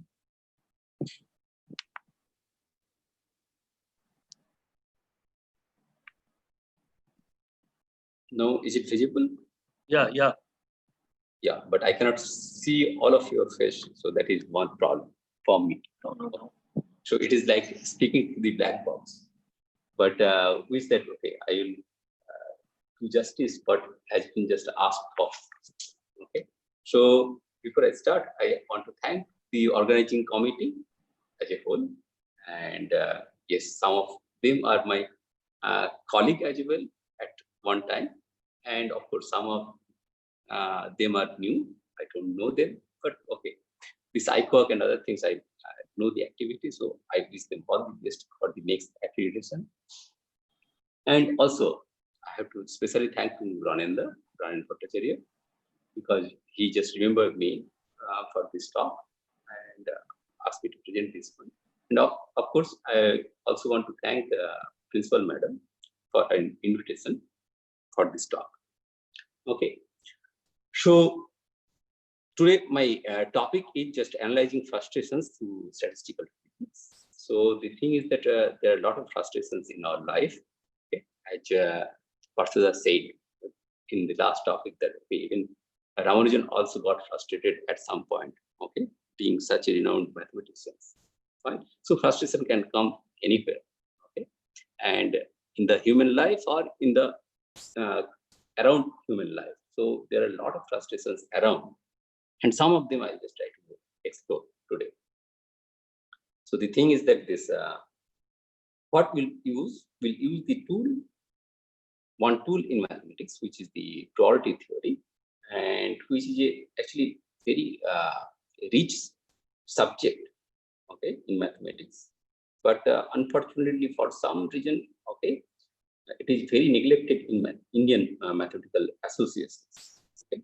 But you cannot just ignore this, because this current statistical physics, okay, the probability is the backbone for that. So you have to just adapt with that, okay? Because at certain point, all these sciences, okay, they come together. You cannot just go alone. Okay, you have to learn from other as well. Fine. So let me start with this today's topic, and yeah, let's hope that I'll not frustrate you as well. Okay, fine. So before I start, I want to show you one YouTube video. Let's see. Okay. By the way, Prananda, if there is some problem, you just okay, let me know. Okay. Sure. Yes. Sure. If there is some problem, you let me know. Sure. Fine. So this is the thing I want to show. It's a bottle of water, okay, and it has been flashed. Now see the beautiful thing. What it become ice, okay, instantly. Fine. Let's see it again. This is the bottle of water. Just it has been given a just knock. All of a sudden, beautiful things happen. Okay. Now the thing is that this is the thing. What happened? What is the experience I have shown to you? This is a experiment of supercooled liquid, supercooled water. What we know usually that water freezes at 0 degrees centigrade. Fine, but that is the knowledge what we know, but it does not happen all of a sudden. So what we can do, we can just put a pure water, okay, free from these minerals, That means if you have RO machine, so you can take this water from RO machines, okay, and put it in the freezer of a domestic fridge. Don't touch that fridge, okay, for 2 to 3 hours. Then what will happen? Now you take it out. You will see that if you are lucky, okay, that the water may not get freezed. Fine. And what it happened? It gets super cooled, but till it does not get freezed. Okay. But the thing is that if you give a knock and other things, so what will happen? It will try to freeze at that time, because there is some kind of stimulus which is just changing or initiating the changes inside the structure, so that there is a structural change happens and this water becomes ice. Okay. So usually, Naveen, just a minute. Naveen.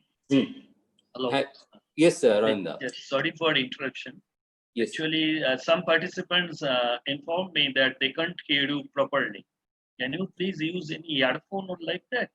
Yeah, I don't Because have your earphone. voice is not coming to everybody. Although it's clear to me, but I don't know some. Yeah, I don't have a headphone around, so that's. Can you bear with me? Okay, thank you. I have to have a headphone around me.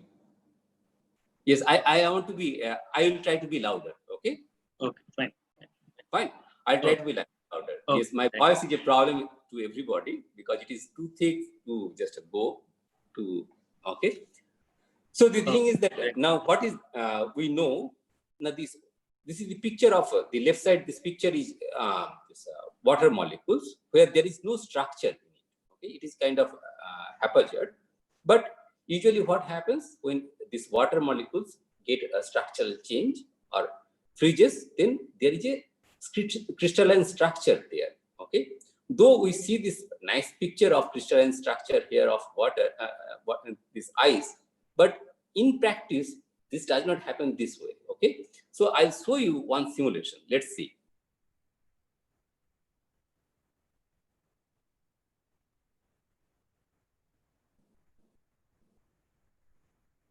Yeah. So this is a simulation of water molecules. Okay, the temperature is, let's say, minus 127 degrees centigrade. So you can see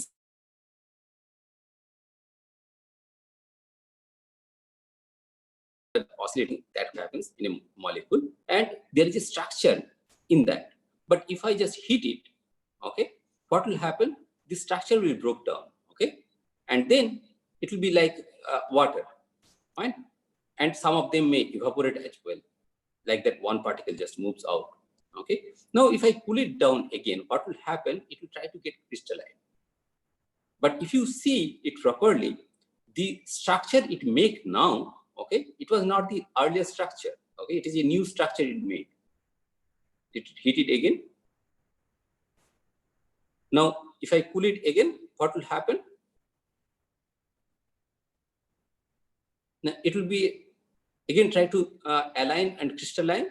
But the thing is that always this crystal structure is not as I showed in the picture. Okay, it will happen differently. Fine. So this is the thing I wanted to show. So not that always we'll get this kind of nice structure when we just freeze them. Okay.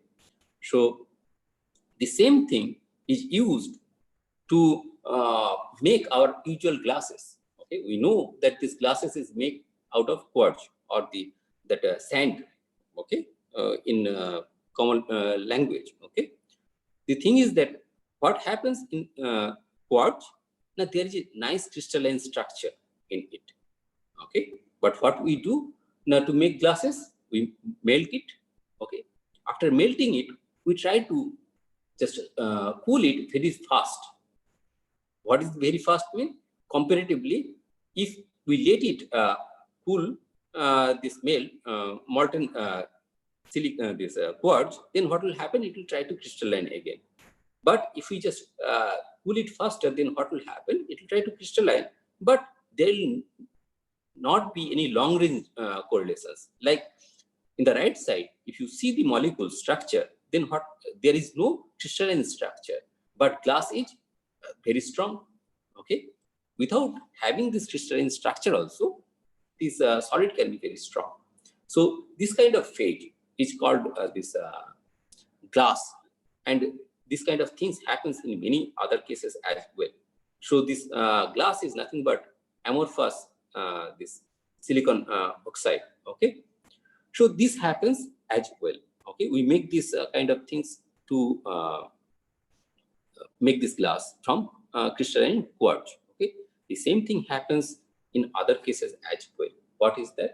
Now the thing is that if we just take the alloy, okay, this copper and manganese alloy, so mostly copper, but there is a manganese okay, as an impurity. If we see that kind of thing, or if we take this gold and along with that there is some kind of iron alloy, if we take, then what will happen? We see that this there is a mild magnetic behavior will be shown by these kind of alloys. Okay. Usually, what happens in ferromagnets? Now, these ferromagnetic spins, okay, they try to align themselves all in the same directions. Right? As in the right side, it happens. But for such kind of alloy, which we call spin glasses, okay, there what happens? These magnetic spins, okay, they align haphazardly, okay, or in all possible directions in 3D, okay. This kind of things happens, and till they show this, okay, certain magnetic properties. Most of the cases when you just use this strong external fields, okay, a magnetic field, then they try to align. Otherwise, they just remain as it is, kind of thing. So this kind of behaviors is also shown by this kind of thing. So the thing is that why such kind of this, okay, they don't try to align themselves even in the okay, alloy. The problem is that there are two things there, because the system, any physical system, always want to just prefer the minimum energy states, okay, or the ground state. So the thing is that if any object we want to take, physical object, if it is a stable one, so they will try to be attained by this minimum energy state, okay, which we call the ground state. So, but the thing is that due to presence of disorder and frustration, they could not reach to that ground state. As I said, this crystalline structure of ice is very nice, but the thing is that when we just pull it down, okay, it does not get that picture. Why? Because there is some kind of disorder and frustration. Okay, so what is disorder? Now these particles, they does not okay, lie in a proper in a regular structure. Okay, they lie in a different random positions. So that's why what will happen when they try to interact among themselves, okay, that interactions become random. So that's why some randomness pops in, hence probability pops in. Okay, so this most of the system there is some kind of disorder inside it. Okay, and second thing is the frustration. What is the frustration? Now the thing is that the system tries to go into the just minimum ground state. Okay, but the thing is that they could not go there. Okay, because there is some kind of regions there which makes them, okay, prevents them to go to that ground state. Okay, I'll explain that in details. Okay, in last next few slides. Okay. Now the thing is that what will happen? Usually, what will happen whenever the systems is there? There will be a lot of okay, their energy in a different configurations. Okay, there will be some certain kind of energies. So if we plot it, okay, we cannot plot this very well. This is just a what kind of this pictorial representation of it. Okay, what will happen now? There is some kind of minimum of energy. Okay, but in a system there may not be only one minima. There may be several local minimas. Okay, but there may be one global minima, and that global minima is called the ground state. Okay, and if a system goes to that ground state, then it becomes very stable. Okay, but the thing is that usually what happens when you just agitate a system and then try to cool it down, then what it happened? Now it trapped into one of these okay, local minimas, so that it cannot come out of these local minimas. Okay, so that's why these kind of states are called metastable states. Okay, why this kind of metastable state appears? Okay, I'll try to explain. Okay, I'll try to explain through one problem, which is called the Dean's problem. Okay, but this Dean's problem I can explain with a problem of classroom management. Okay, let's say in this webinar there are many teachers are present. So when they go to the class, they may find that this class is very chaotic. Okay, why this chaotic? Because some are friends, some are enemies, and the thing is that some might just do some kind of nuisance inside the class. We do not know how to tackle them. Okay, so the thing is that this is a picture of okay, just taken from the internet, that in a Chinese school, okay, people are just fighting among themselves. Fine. So the thing is that this, but being a teacher, what we want to segregate into two groups so that each group contains the friends among themselves, who are friends among themselves, and then there is no tension among them, and they just can focus on the teachers. Okay, what they are just the teachers is saying. Fine. So the thing is that the teacher's job is to divide them into two groups. But okay, how they can do? Now, what is the underlying things? Now, there is what the teacher will find, that every two students, okay, either they are friends or they are enemies. Yeah, there can be some kind of neutral okay, students as well, but we can forget about them because they will not make any changes in our okay, stability pattern. Okay, we can put them in any of the groups, so that's why they does not matter. So we'll focus on those friends, so students who are either friends or who are either enemies. Okay, so the thing is that this can happen, but if all are like that, okay, we can just segregate the friends to the one group and enemies to the another group. Okay, the teacher is happy, there will be no problem, and okay, everyone will be happy, there will be no irritations among themselves. But the problem is that there will be always some kind of friends or some kind of students who are friends to two of the enemies. Okay, like the green, okay, friends with green shirt is friends with two enemies with orange shirts and blue shirts. Okay, now the thing is that how the teacher can just segregate them into the groups. Okay, the teacher has four options. They can put all of them in one group, but then there is again the tension is there. Okay, because two enemies are there in that group.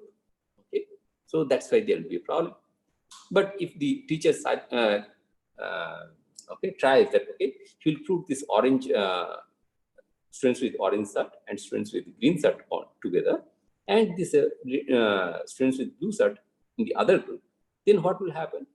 The person with green shirt, he will be unhappy. Okay, so the thing is that it will create again some kind of just frustration among the okay, with the students with green shirt. The other cases also, we can put this green and blue together. The same thing happens to the orange. Okay, he will miss the green students with green shirt, or we can put these green shirts in one group and the other enemies in one group. That is just a kind of horrible thing. Okay, we can do. So, but in any cases, what we cannot do, we cannot segregate them. Okay, properly. So that is the frustration. Okay, so that is the frustration which makes that what we want, it will not be allowed to do. Fine. So then, how to tackle this problem? Fine. Because there are some problems. We can list there. What is that? That this teacher cannot just break them in two groups uniquely. Okay. Hence, there will be some kind of metastability comes into picture. Okay. Whatever the things you just do, there will be some kind of local minima and other things will come into picture, or there may be two global minima come into picture. So that's why you cannot get a unique global minima or ground state. Okay, that you can get.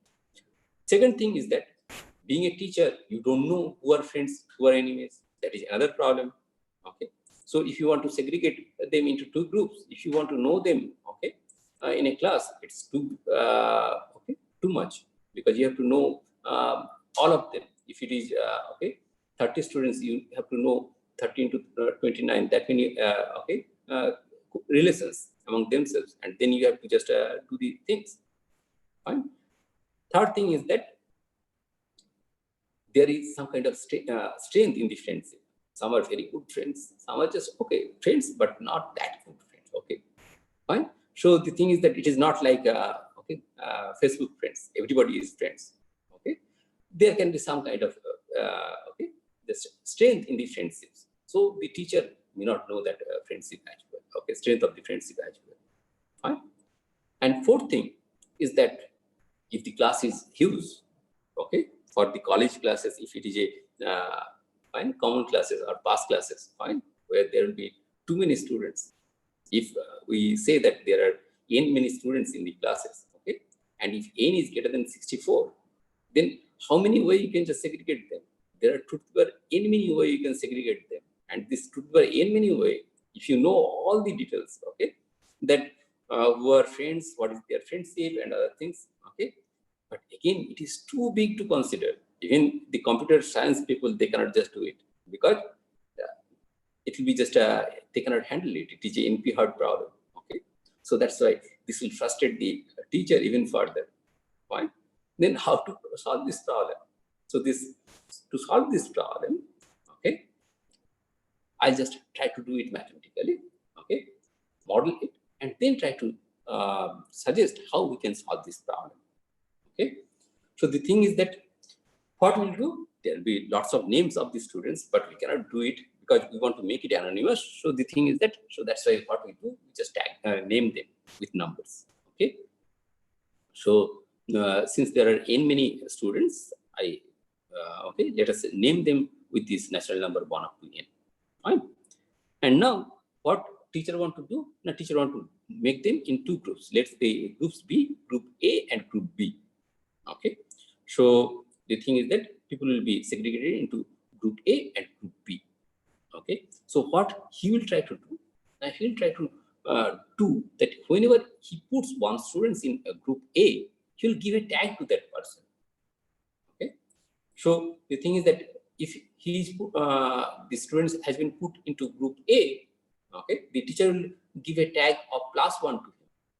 If he has been put to the group B, then teacher will give a tag -1 to that students. Okay, these ith students, if he has been put into the group A or group B, then its status or his tag will be denoted by sigma I. Okay, so sigma I can take either +1 value or -1 value. Now the thing is that if we jot down all the possible sigma 1, sigma 2, sigma 3 up to sigma n, okay, then what will happen? We know how we have segregated them. Okay, so that's why if we just say that this sigma is all this finite sequence sigma 1, sigma 2, sigma n, okay, then what will happen? It will give a configuration of the things. Configuration means how I segregate the students into groups. Okay, and as I said, so this sigma, how many possibility we can have? Now truth to n many possibility we can have. Okay. Now the thing is that now comes the strength of the friendship. Okay. Now the thing is that since every two students, they are friends or enemies, what we do, we give a measurement how to define their friendship. Okay. If they are friend, we say that this Gij is a number, positive number, we assign to them according to their strength. And if Gij is negative, then they are enemies. Okay. But the thing is that, as I said, this teacher does not know who are friends, who are enemies. So what he'll try to do, he'll try to think of that their friendship or strength of friendship is just kind of a random variable. Okay. It can be just it can take positive value as well as negative value. Okay. So why you can do that? Now this is the law of large number. Fine. Though it is just kind of apparently looks like that it's a horrible thing, because somebody will be just friend and you just assign them with some kind of enemy tag, okay, or enemy strength among them, okay. But that can be just compensate with other where there can be just enemy and we'll tag them with a friend strength, okay. So this law of large number average it out, and that's why it's a will be a nice one to represent them to the random variable, okay. And usually people just model this with the normal random variable because it's a nice random variable. It will be a random variable. So what we'll assume that all these possible is Gij, they are independent and identically distributed, and their distribution is followed by normal 0, 1 random. Okay, so that's the thing we'll assume, or the teacher can assume. Okay, then if he wants to just segregate into two groups, okay, then what he'll do? Fine. Now the thing is that what he can do this thing. He have to have some kind of just a function which he want to optimize, so that he can just how good this segregation is, he can just justify. Okay, so for that we can take this cost function because you want to minimize this okay, tension or irritations or this chaosness in the class. So the thing is that that's why he is taking these functions. What is these functions? Now we denote them by h and sigma, and it is corresponding to each of these configuration sigma. Okay, so each of the partition segregation of two groups. Okay, what we are taking, that we are taking this minus 1 by root n. This minus is just nonsense kind of thing because we want to just minimize the cost. So that's why it's the cost function. So that's why we are taking the minus 1, and 1 by root n is a proper just normalization. Okay, because the sum is too much, so that it will explode. The number will explode too much to okay, analyze the thing. So what is the sum there in the sum? Now the sum, there are this term Gij, which is the strength of the okay friendship, multiplied by the tags. Okay, sigma I, sigma j. So tag of the ith people and tag of the j students. Okay, so what we can just see or observe from here, now that if sigma I and sigma j are same, that means both of them has been put into the same group, and Gij is positive. Okay, then what will happen? Now they are friends as well. So what will happen? Now this will give you a negative okay contribution because minus is there. So minus Gij, sigma j is positive, and with the minus sign it will give a negative contribution. So it will minimize the h and sigma. Fine. Or if sigma j, they are different, that means ith students and jth students, we have put them into different groups, and they are enemies because Gij is okay negative. Then what will happen? Then also it will give a negative contribution to the h and sigma. So the costs get minimized. So, and in other cases, when sigma j is same and Gij is negative, then it will increase the costs. Or sigma j are not same and Gij is positive, then also it will increase the cost. So that's why it's a nice way of measuring the cost. Okay, so that's why this function is a nice one to just optimize. And for our cases, we want to minimize, as we want to minimize the tension. Okay, as the teacher minimized the tension. So that's why he want to just minimize this one. And this kind of functions in statistical physics is called the Hamiltonian. Okay, Hamiltonian of the system for the configuration sigma. Okay, now the thing is that there can be one extra factor in it. We can just rope in this problem. What is that? Now, though the students are okay by nature friends or enemies, but with some ideology or with some okay sentiments, fine, be it political sentiment, be it some other sentiments, what happened?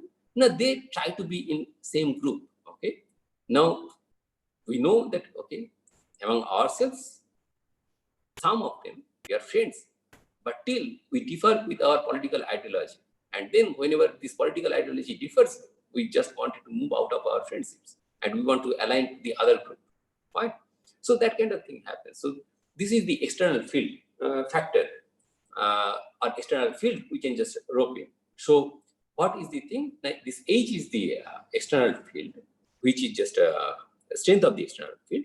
And what it will do, now if H is positive, then it will favors that students will go to the group A. Okay.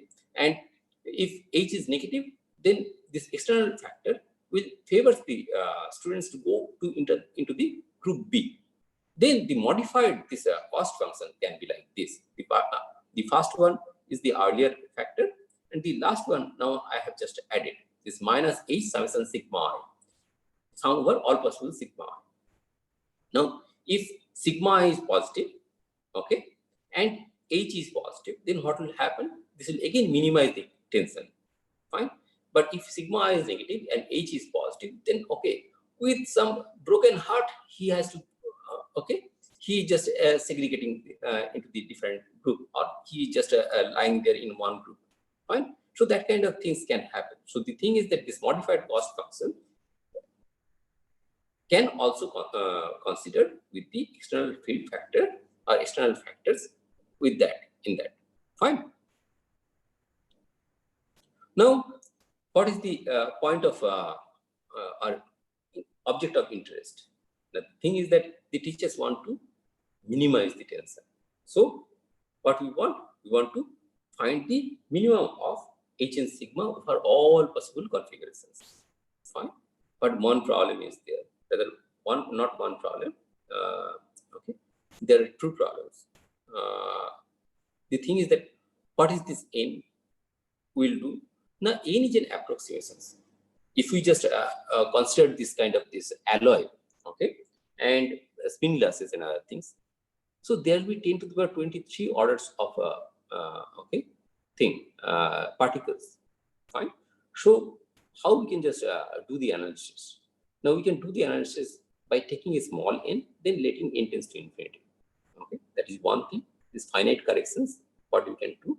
And second thing is that here, this is this Hn, they are random.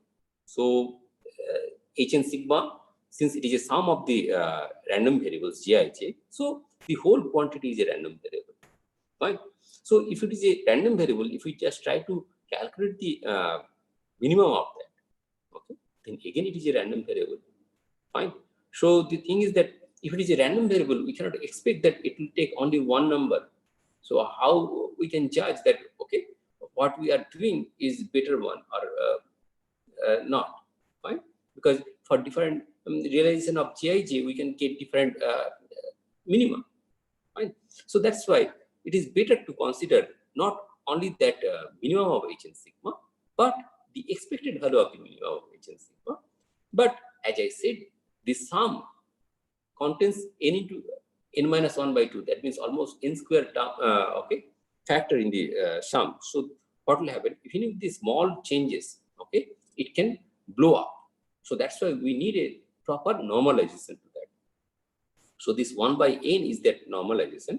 And what we want this limit n tends to infinity, because as I said, usually the particle in the system or in the class, okay, the statistics people, some of them are here. So if they know that more than 27 or 20, okay, 37, that's too big, okay, they can take it to be infinity, fine. So that kind of things happens. So the thing is that what we want this limit n tends to infinity. So we want to study this one, fine. So how we can study this one? Now the problem is another level. The problem is considered in such a way that these random variables Hn sigma, actually for each sigma we are getting one random variable. These random variable Hn sigma, they are very much correlated. There is a huge correlation structure. So that's why this minima cannot be just analyzed very easily. Okay. So we have to devise something. We have to devise okay, a new way to do that. And there comes this physics. Okay. And there okay, just intuition, just mesmerizing things. Okay. Sometimes they do. What they think of, let's see how they just try to tackle this problem of finding this minimum, okay, which is there are 2 to the power n many terms and you have to find the minimum. So I'll explain it only with 2 numbers, and this also works with this any finite numbers as well, fine. So let's start with 2 number a and b, fine. And let's say we want to find the minimum among them. So one can say that what is the big, okay, deal with that. You started with 2 numbers and one will be less than others, okay? But the thing is that when there are too many numbers or too many objects, it may not be easily possible to isolate which one is bigger and which one is smaller. Even they can be very slightly just, okay, bigger and smaller, fine? In that case, what we have to do, we have to just, or we can think of their camouflaged. So we don't know which one is bigger and which one is smaller. So how to just bring them out from that camouflage, okay? So first, what physicists try to do, now they try to change the problem. They try to change the problem from asking for minimization to asking for maximizing, okay? And that we can do very easily. So if we try to minimize something, we just put the minus sign to all of the numbers and then try to maximize them. If we just know the maximum, we know the minimum as well. It is the minus of the maximum, okay? So that's why we can get this knowledge about minimum from the maximums, okay? Then next one is this, okay? Just this, it is the kind of misparation. What you do, you blow them up. You blow them up exponentially. Show that, okay? What will happen? Now you consider this C is the number which is e to the power minus beta A, and D is the number which is e to the power minus beta B, and beta is the some kind of positive number which you can play with, okay? So you just try with that and blow it up, okay? Then what will happen? Now then what will happen if A is less than B, okay? Then C will become much bigger than D, okay? So that this ratio C by C plus D will be almost like 1. And compared to the others, D by C plus D will be just very close to 0, okay? So I'll explain that with these 2 numbers. Let's say I have 2 numbers, -6 and -4, okay? For you to just illustrate this one. Then A by A plus B, okay? That will be like 0.6, and B by A plus B is 0.4, okay? So that is kind of probability we are just generating from that, okay? 2 numbers. So we get 0.6 and 0.4. But the thing is, now there is a table which gives for different B what is the kind of C and D we can get, and what is the C by C plus D and D by C plus D we get. So 0.1, what will happen? Now C by C plus D becomes 0.55 and D by C plus D becomes 0.45. So it is like, okay, whatever the probability we have started with, we just even gone to the, okay, less, fine. But the thing is that if we go beta to be 1, or if we take beta to be 1, then this probability, which earlier was 0.6 to find the minimum, okay, now it becomes 0.88 to find the minimum, okay. Now if I take this beta to be 2, then this probability of finding this minimum, okay, is becomes 0.982. It's much bigger, okay, than 0.6. Now if it is beta is taken to be 5, then it becomes 0.999955, okay? That is very close to 1. And if we take beta to be 1, okay, with 8 decimal places, there will be no changes, it will be 1, okay? Fine. So that kind of things we can observe, okay? So the same thing can be adapted to analyze, to find the minimum, okay, for the system, okay? And that leads to the concept of Gibbs distribution. That leads to the concept of Gibbs distribution. What is that? Now, this is the thing. Now, for every sigma, we are assigning one probability. How we are constructing this probability? Now, we are blowing that, okay, Hamiltonian Hn sigma, or the cost function, by exponential minus beta, okay? And the thing is that after that, what we are doing, we are normalizing. We are normalizing means we are adding all possible that, okay, blowing up, after blowing up all the numbers we get, okay, that we just jot down as a sum, and that is called the partition function. So we normalize them by the partition function. So that is kind of a constant for all the sigma. So this is, we can say that this Gibbs distribution is proportional to this exponential of minus beta Hn sigma. This minus beta Hn sigma, sorry, exponential of minus beta Hn sigma, it is called the Boltzmann factor. So it is proportional to the Boltzmann factor, okay? So what it gives a priority. What it do, it for large beta, this priority concentrates on those configurations where the cost functions takes minimum value. Okay, so if we can study these Gibbs distributions, then what we can get, now we can get a very nice what is called this informations about this system where it can take the minimum value. Fine. But the problem is that this is very difficult to analyze. Okay, this Gibbs distribution is very difficult to analyze, and it is known in closed form only for toy models, not for this model. Okay, so some kind of allied results are known, but not exactly the distribution of this one can be is known to us. Okay, but the thing is that then what to do? Now we can do another approximation. What is that? Now if A is less than B, then the C plus D can be considered as C times 1 plus D by C. Okay, but for large beta, this D by C will be very small. Okay, so that's why the C plus D will be like approximately C. Okay, and for that reason, what will happen? Now this A we can get back, okay, by approximating, taking minus 1 by beta log C plus D. Okay, that is the way we can just find out the things. Okay, so this leads to the another concept. That concept is called the free energy. Okay, so the thing is that what we want to do, we want to the C plus D. Now we don't have two numbers, we have to the power n many numbers, okay, of these Boltzmann factors. Okay, so we take the sum of them and then we take the log of them. Okay, as we are just want to discuss only with the numbers, so we just take the expectation so that we get the 1 by number there, and this 1 by n beta we take as a just factor. Again, as I said, this n, since there are 2 to the power n many terms in the sum, so it means that we need to normalize it to get a proper number, otherwise it will blow up. So that's why we get this factor 1 by n beta in front of us. Okay, now the thing is that then what will happen, since I'm just running out of time, so I'll just not explain that what will happen. These terms, okay, can be given a upper bound and lower bound by the object what we wanted to ask or what we wanted to verify. But there will be only one difference, minus log 2 by beta. Okay, that is the width it will allow. So the thing is that what we can do, if we take this beta tends to be infinity, then what will happen? Now this what we can do, now both the terms will be then equal. It will be Sandused. Okay, so that's why if we take beta tends to infinity, okay, then all the quantity will be same.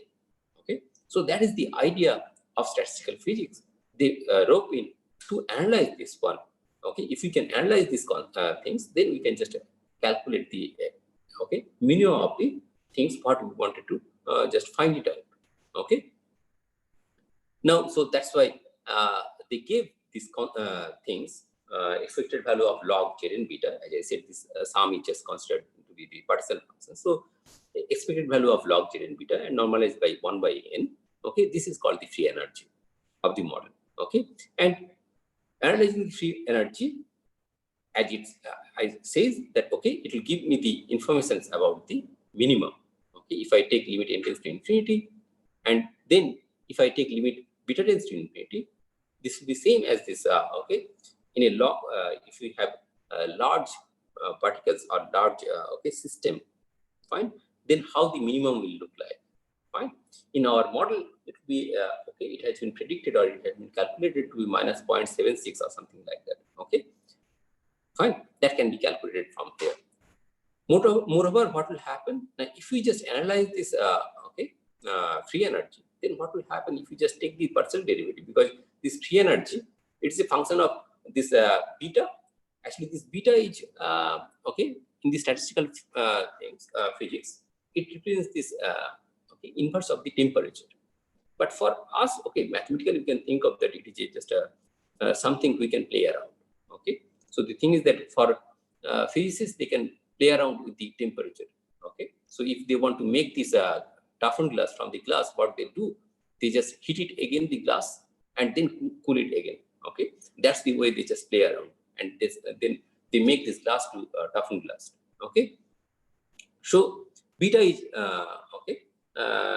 inverse temperature for the physicist, but for here we can just think of it as just a positive number which we can play around. Okay, so the thing is that since this free energy is a function of beta as well as function of this external field or external these factors, so the thing is that if we take the partial derivative, okay, then it will give the per particle average energy of the things. Okay, this average is taken with respect to the Gibbs distribution.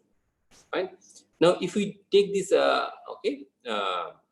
partial derivative with respect to the external field, what we will get? We'll get the information about the per particle magnetization.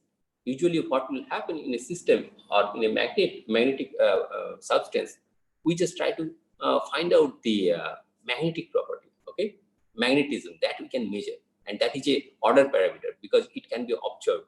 So this can give information about that order parameter as well. So that's why this analysis of the free energy is very important for the physicists and for us as well to solve this problem.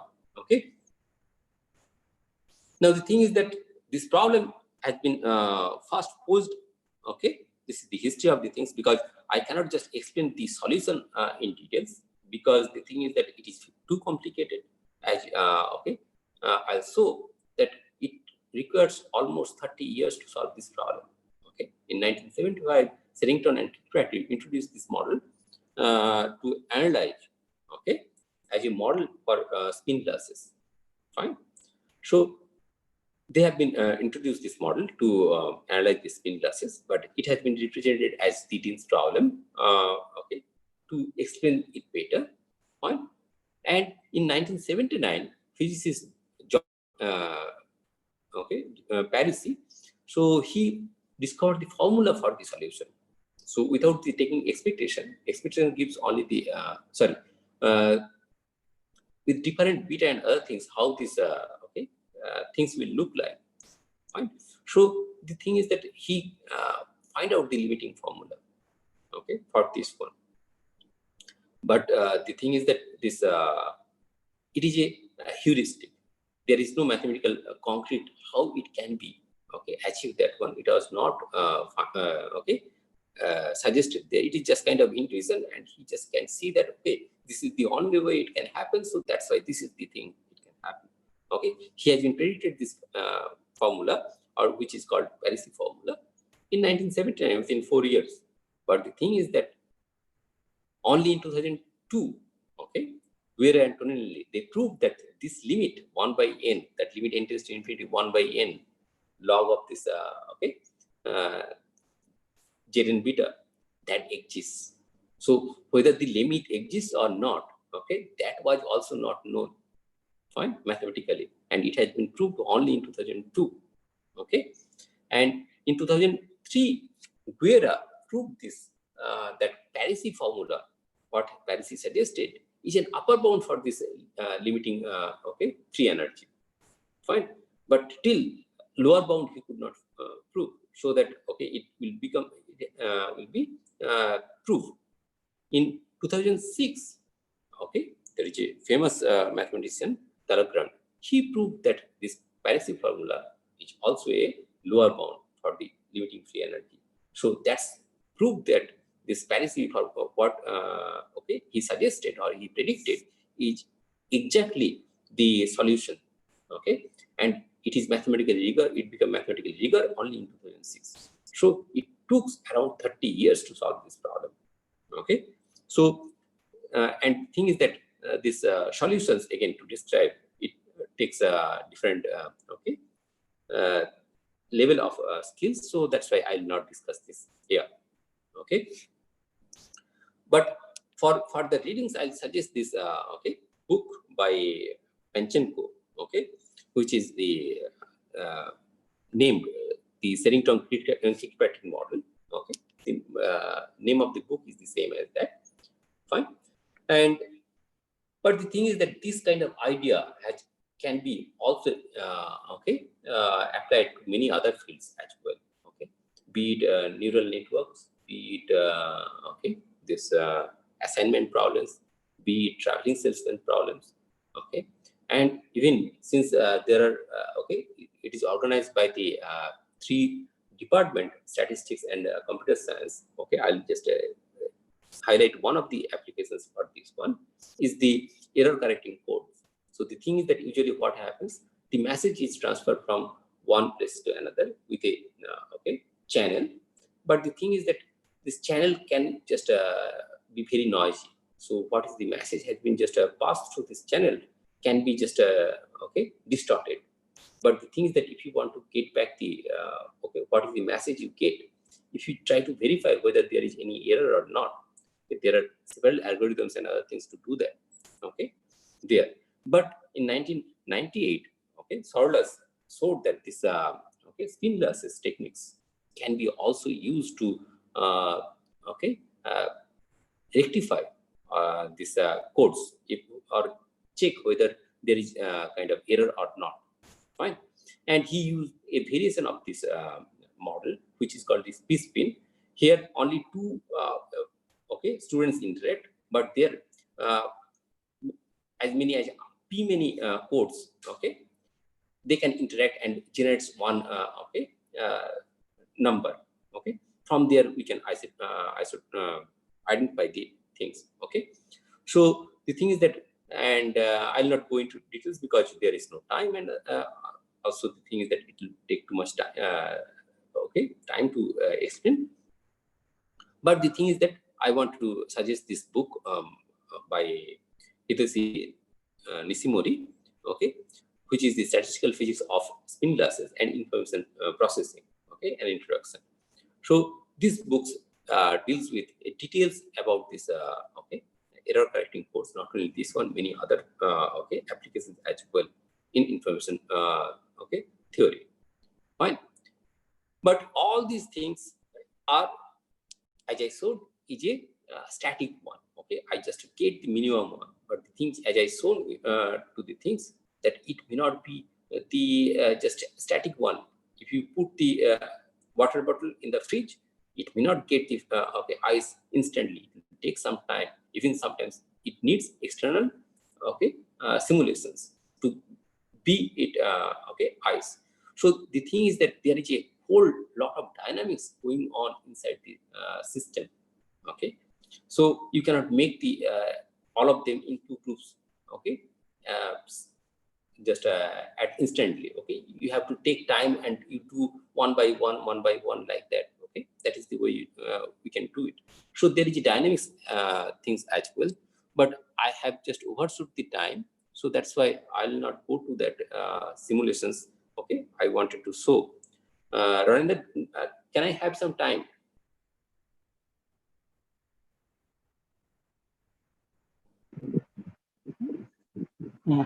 Hello, sir. Yes, Pratap, can I have some time? Sir, continue, please. Okay, then I'll show this simulations, and it will be nice one to just see how the things actually happens. This is not this model. This is a little different model. There is a interaction only locally. It is not that every I and J interact. It is only the there are local magnetic spin. They only interact among themselves.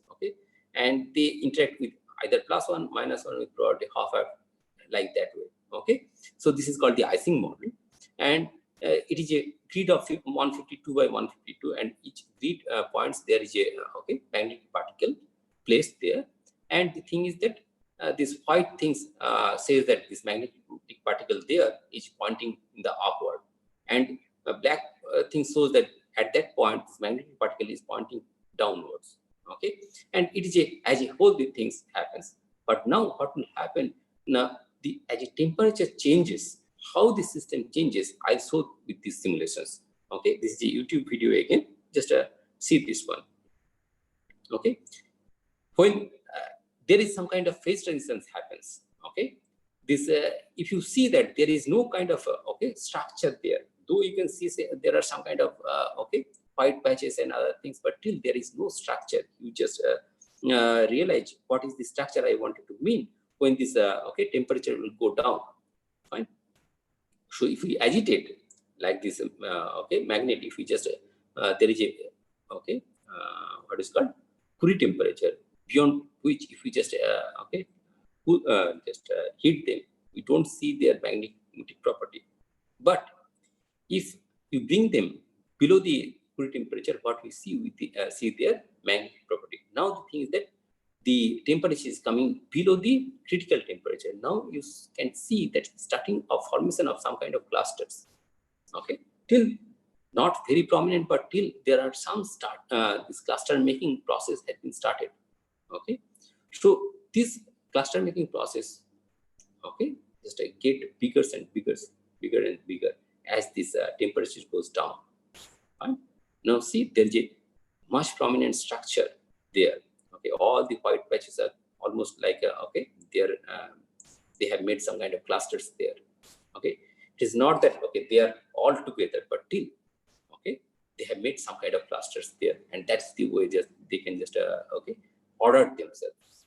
Okay, this is the thing they will do.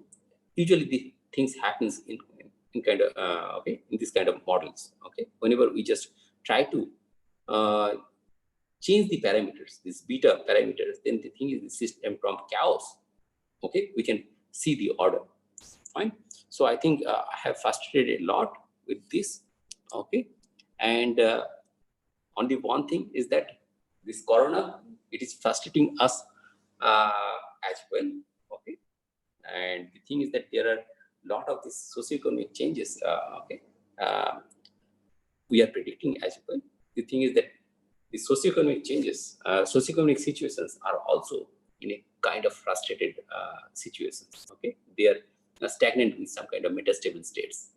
Fine, but the thing is that this corona gives us a stimulus to change these states. Okay, fine. So from one global minima, okay, or one metastable state, we can try to go to there is a scope now to move to the another metastable states. So what we can do? Okay, if there is no external field, it will settle down, of course, to a new metastable state. Otherwise, if there is a external field kind of this, okay, a new economic theory, okay, which is proud, it just propagate. Okay, what it can do, it can align the people in two groups, as we have done in the classes. It can do for the whole world. Okay, then what will happen? Now, one group is the moralist and the other group is the immoralist. Then what will happen? Below the critical threshold, there will be clusters of group of people. Okay, and then they can just give us a new world order. Okay, that is the thing we just also can expect. Okay, with the analysis of this kind of statistical physics. Fine. So I think yeah, I think okay. If you are frustrated with these lectures, okay, be happy, because always you can change your alineations and choose to a new metastable state. And for that, you have to just listen to the next speaker. Yeah, thank you. Thank you for your presence. Thank you, Dr. Jana. Yeah. It was a beautiful presentation and talk with a full of information on classroom modeling, classroom mathematical modeling on our daily life. Sir, there is one question from Tiali De of Vijay Krishna Girls College. Yes. His question is, if ij equal 0, can cost function conclude anything about the strength of friendship?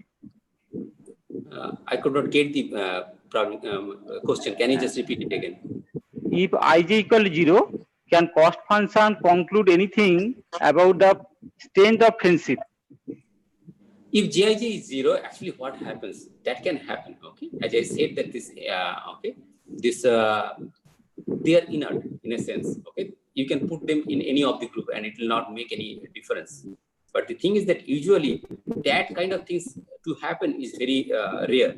Okay, it happens with 0 probability, because in our assumptions we are assuming that this Gij, they are kind of okay, this Gaussian random variable. But if we know that Gaussian random variable is a continuous random variable, since taking any one particular value, for example, this value 0, it has 0 probability.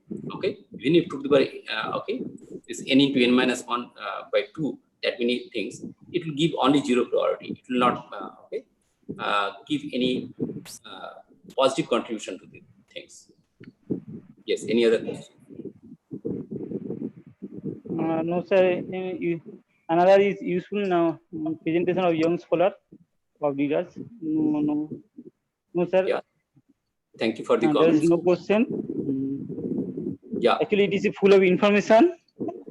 So, Yeah. sir, again, I thank you, Dr. Jana. Yeah, thank you for organizing this webinar, and it is my pleasure to be with you, because it is my one of my because it is my working place at some point, so there is some kind of nostalgia with it. Yeah, thank you. Thank you, Jana. Yeah. Thank you, sir, once again Yes. for this beautiful lecture. And now it's our time for the third and the last technical session. So for this, I request Dr. Shomiran Banerjee to introduce our next speaker.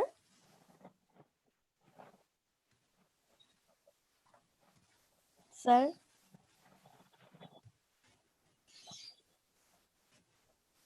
Yes, sir is here.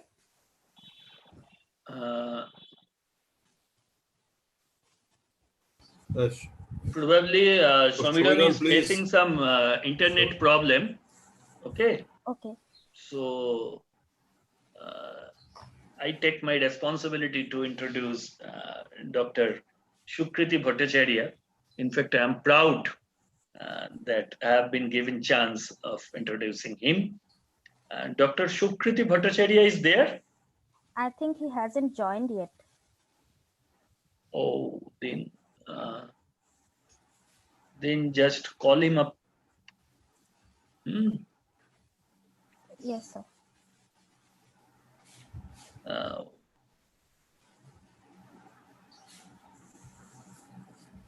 Just wait. Yeah, so we are just... Yeah, he had actually joined Ananda, you can check. Okay, thank you. Yeah. So please unmute yourself, sir. Yeah, hi. Yes. So, okay, thank you, Dr. Bhattacharya. So I have been given the responsibility of introducing Dr. Bhattacharya. Dr. Shukriti Bhattacharya received his PhD in computer science from Cafocari. I don't know whether the accent or pronunciation is correct, but Cafocari University of Venice, Italy in 2011. Since then, he has been working in different universities and research institutes, and has also been engaged to create linkage between industry and academia. Currently, Dr. Bhattacharya works as an R&D associate in the Department of the IT for Innovative Services, ITIS, Luxembourg Institute of Science and Technology.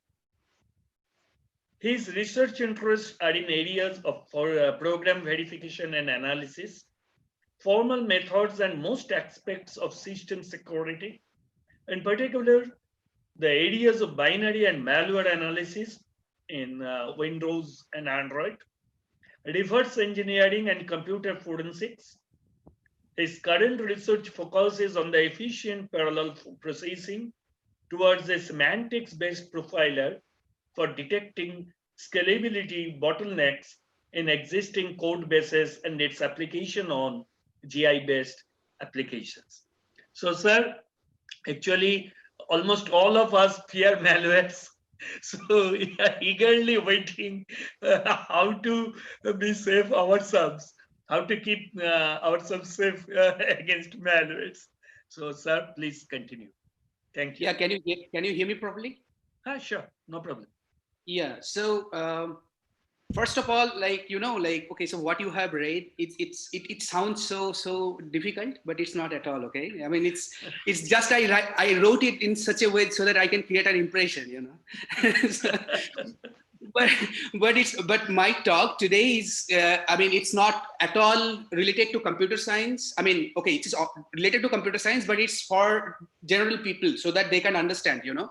I will not waste 45 minutes of your life. You are not interested in computer science, but the thing what I'm going to explain is what I feel is really required, you know, to know, irrespective of if you are a computer scientist or not, because these days we are using computers and mobiles, and I felt that the topic I'm going to discuss is so relevant because currently we are dealing with a deadly virus called coronavirus, and my talk is also related to virus, but these viruses are related to computers, you know, and the information technology world have been dealing with such kind of deadly viruses every day. It's not like right now. So the pandemic is on for the information technology domain. So we need to know it properly. I mean, like a normal computer users, you know, not like a computer scientist.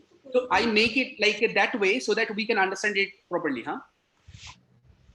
So let me share my screen. Let me know if you can.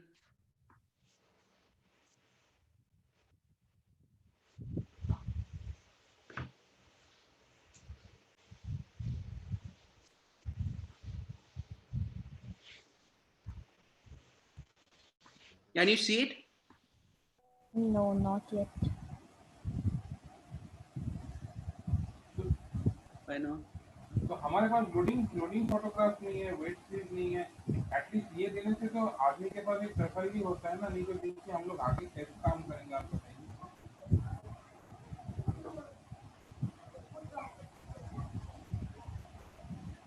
नहीं effective ठीक है लेकिन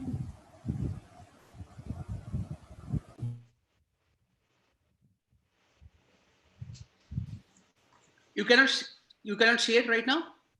No, sir, not yet. It's not visible. Why?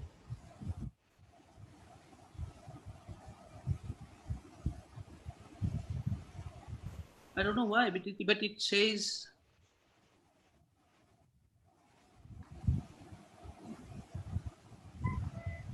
Wow.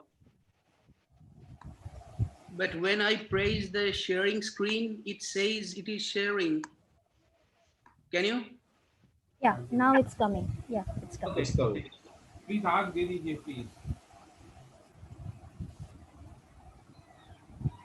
Yeah, it's visible. Perfect. Okay. So, as you can see, the name of this talk is malware analysis in a nutshell. So it means like I will try to explain what is malware, how we can deal with it, what it is actually, and how to defend it. Okay, and I will try to explain in a kind of naive way. It's not like don't be afraid that I will not kind of torture you for the next 45 minutes. Okay, so as you can see, this is my career path. As you explained before, I just give a small kind of insight.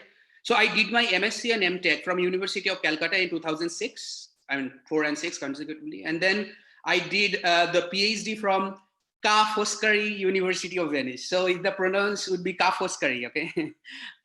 It's very, it's weird, huh?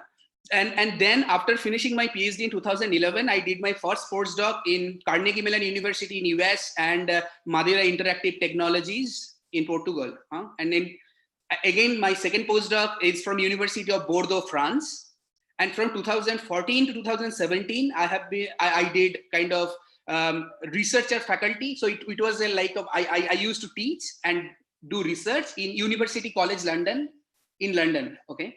And from 2017, I am here in Luxembourg. Luxembourg is a very small European country. It's like beautiful country and it's very small. Huh? The size of Luxembourg is almost, maybe I think it's little bigger than Calcutta. Huh?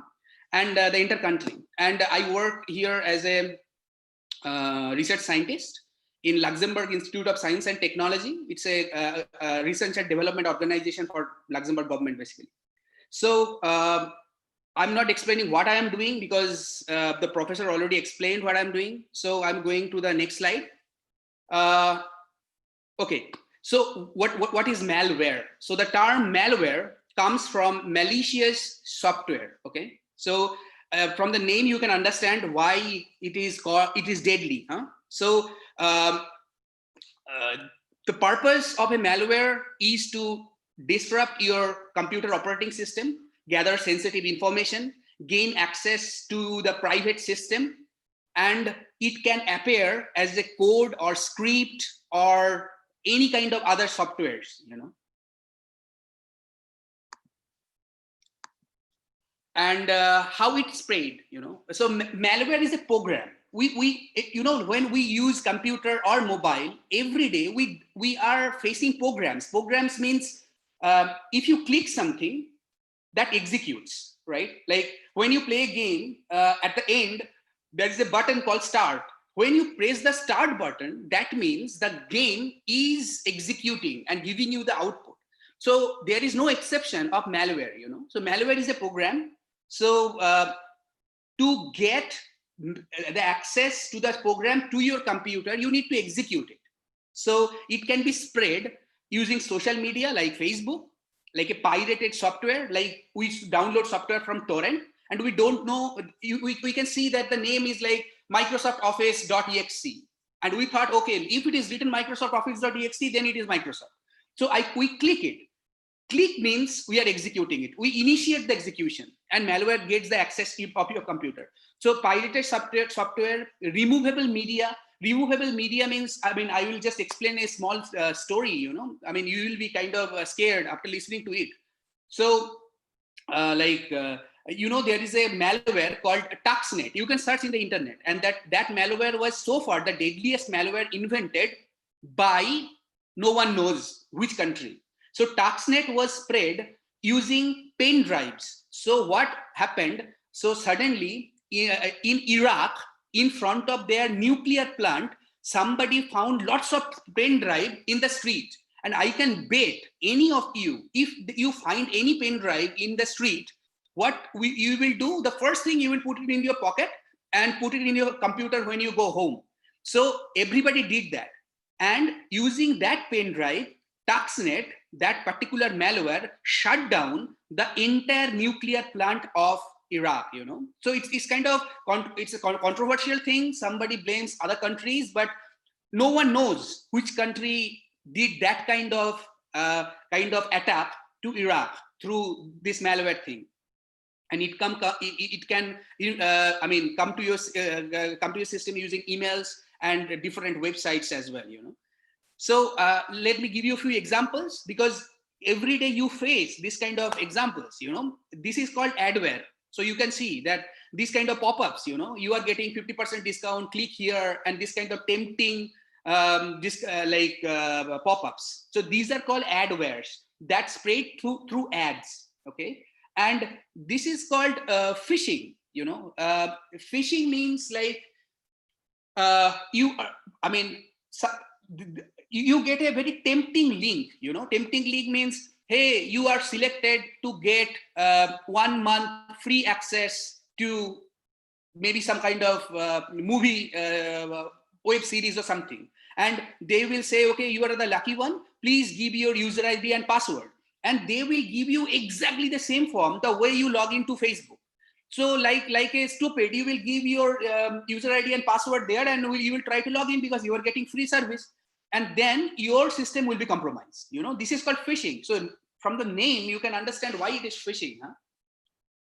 And this is the ransomware. Ransomware means, again, through phishing, they will get the access of your system. And when you are trying to, use it, like trying to use your computer, you can see this kind of screen. Can you imagine how threatening it is? So they will tell you, okay, I have the full access of your computer. Give me $100 or $1,000 or $1 million based on your, status. And then we will give access to your computer. So, and if you, you will not get access to any of your system. The screen will be like this after restarting the computer. So you can imagine how threatening it is and how scary it is. So this is called ransomware. From the name, you can understand. And spam, that is the malware every day we face. So in Google, in Gmail, Yahoo, they have a spam folder. So that means in Gmail or in Google, they have a minimum filtering technique through which they can identify those kind of malicious mails and put it in the spam. So through spam, they generally spread all these kind of malwares, So this is called spamming. Okay. So these are the few examples. And this is very interesting, each and every year, McAfee is a malware company, huh? So they build a McAfee antivirus. So we all know that we use different antiviruses without knowing anything, huh? So McAfee is one of them. So McAfee, each and every year, McAfee release this kind of most dangerous celebrities. From the name, it's so funny, no? From the name, it sounds like Ileana D'Cruz is the most dangerous celebrity. But why she is most dangerous? Because if malware writers or those attackers use her name to spread the malware, or something like they will give you a link. Look, look some photos of Ileana D'Cruz or something like that. You know what I mean. So they are the most dangerous celebrities through which they mislead us. So if you are too curious what Ileana D'Cruz is doing, you will click that link, okay, for sure, because we are all bored during that situation.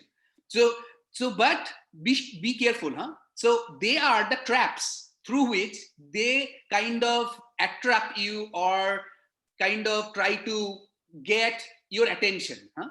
So you can see here, even Govinda is number 10 in 2018. I don't know why, but yeah, he is there, okay? So, if we try to understand what is a malware, how does it look? How do we identify it?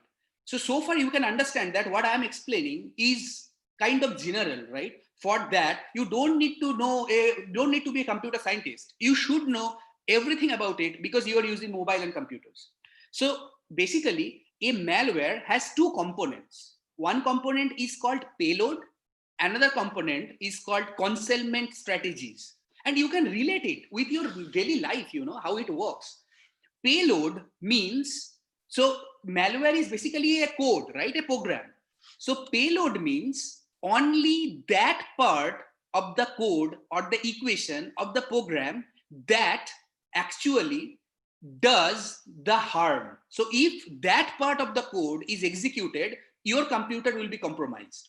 And the concealment strategy means, so you need to hide it, right? So suppose so the best example you can relate yourself. I'm not kind of accusing anyone, but I'm sure that some of us try to cheat in our exam, right? So we have a some kind of cheat sheet in our pocket or anywhere we carry it. So the first thing we did before, or we do, I don't know if you shouldn't, but yeah. So the first thing is you try to hide it, right? You will not kind of reveal it. Okay, look, I have that cheat and I will going to copy it in the exam. You will not do that. The first thing is you try to hide it. So this hiding technique is called concealment strategies. We have all the techniques. I am not giving you any ideas and I will not explain how to hide your cheats, but you know very well how to hide your cheats. So these are the concealment strategies.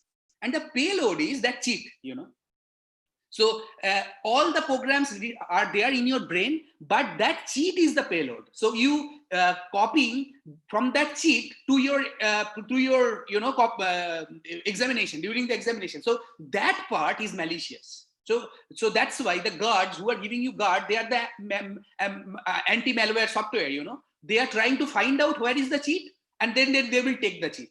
So exactly, if you compare with malware, so you have a payload that does the actual harm, and you have the concealment strategies through which you hide the payload. I hope it is clear, and you can identify what I have said with that picture, because I'm sure that you know about Troy, right? So that Trojan horse. So the Trojan horse was like this. From the outside, it looks like a horse, but the soldiers were inside. So the soldiers were payloads, and the horse was the concealment strategy. Okay, so before going into the detail, we need to know a few terms, and trust me, they are not. The way I will explain, I hope you will understand it. Huh? And if you are from mathematics, I'm sure that somewhere you you came across all these terms. The first term is encryption. Encryption means you have a normal text, and then you have a key, you have an algorithm, and you will get an encrypted text. So you know during any war, during Second World War, it was started. So like if you want to send a secret message to someone, you will use some kind of techniques to obfuscate, to make that message kind of difficult to understand. That is encryption. I mean, I'm sure you understood it. And the opposite of encryption is decryption. And the easiest encryption, to replace a single word, a single character with its next three characters. Something like A will replace by E, B will replace by N, something like that, So when you have English sentence, if you use that encryption algorithm, the key will be add +3 to the character. That is the key. That is the algorithm. And so after encryption, you will get a kind of distorted text. If you don't know the algorithm, nobody will use that stupid algorithm. But I am just trying to give you the hint that is called encryption. And the decryption is opposite. Decryption means get the character, subtract -3 with it, and get the actual content. So encryption and decryption is a dual process. So why I am explaining encryption and decryption, you can understand very soon. So just remember the concealment strategy. So encryption and decryption are related to that concealment strategy. You are trying to hide the actual content, basically. And this is the malware evolution, So everything has an evolution, right? So malware evolution means like suddenly, maybe when you are, I'm sure that during that pandemic, somebody invented some malware because you are bored and you are trying to do something nasty. So you invented some malware or something like that. So malware evolution means from 1970, the first malware was invented, and still till now, what is the scenario? How it get its maturity, that is the malware evolution. How it become deadly, how it become difficult to crack. This is malware evolution. So I will explain it right now. So the first malware was kind of the most obvious technique. What was that? The encryption. So the encryption means, so you have two parts, as I said, the malware bot, the payload and the concealment strategy. The payload, you encrypt it. You encrypt the payload. So that means you cannot identify what is written in the payload, or so it is kind of encrypted. It is a kind of garbage from the outside. And if you have an encrypt, you can, but just remember, you cannot execute that encrypted byte, right? To execute the encrypted byte, you need to decrypt it. So you have a decryptor attached with the encryptor. So how it will work? If you click the malware, first the decryptor will execute. The decryptor decrypt the encrypted payload, and the encrypted payload will do the damage. Okay, so that is the flow. So the first malware was using that encryption technique. But just think carefully. When I am explaining the different malware techniques, at the same time, there is a team, So in our term, we called black hat and white hat. Black hat means who are making those malwares, and the white hat means who are defending those malwares, who are cracking those malwares, okay? And there is another hat called gray hat, which are in between, So they can help, they can write malwares, also they can crack malware. So basically the gray hats are intelligent, you can understand, or they are not ethically right, okay? So you are in both the teams. So if you look at that encryption technique, just try to understand what is the loophole here. So if you are a cracker, if you want to crack the malware, what is the loophole? The loophole is, suppose you have 4 malwares, okay? You do the intersection of the 4 malwares. You can see the decryptor code is same for each and every malware, because the decryptor code is same because it is using a single algorithm to encrypt the payload. So it is very easy to detect. You can tell me if you don't understand, but it's not that rocket science. So now the problem is, how can we make that decryptor part more hard to detect? Okay. Next evolution of malware is oligomorphism. So oligomorphism means rather keeping one decryptor, you are keeping several decryptor. So what you are doing, you are trying to make the task of the malware, like the detectors, bit harder. So now you need to do a little bit of work to identify which decryptor is used here. So, but you have a finite number of decryptors. Okay. So that is oligomorphism. First, you are one decryptor. Now you have a finite number of decryptors. So the purpose is to make the job of a malware defender harder. Now I will explain a technique called obfuscation. Obfuscation means, I mean, every day we use obfuscation, in our daily life. It means, suppose, exactly, the best example is, suppose these days most of us are working from home, right? So obfuscation means, suppose you are online, but your boss is calling you, okay, and you are not replying. And obfuscation means you are attending the meeting or doing something, but in a more complicated way. Complicated way means, suppose I told you to multiply two numbers, okay, 3 into 5. What a simple obfuscation step would be, add 5 3 times, So that means the output is same, but the operation you are doing in a more complicated way or more confused way, so that so that if I look at it, I will be diverted about what is going on there. So if you look at the example, it is a simple C code. I don't know if you are aware of C, but this is very simple. If you look, you see that it's a printf hello world return 0. That's it. That means if you execute that code in the above, it will print hello world in the screen, okay? And the green code is exactly the same code written in above, It will do the same thing. It will print the hello world in the screen, but just look it carefully. Can you identify that? I mean, can you find the similarities between these two codes?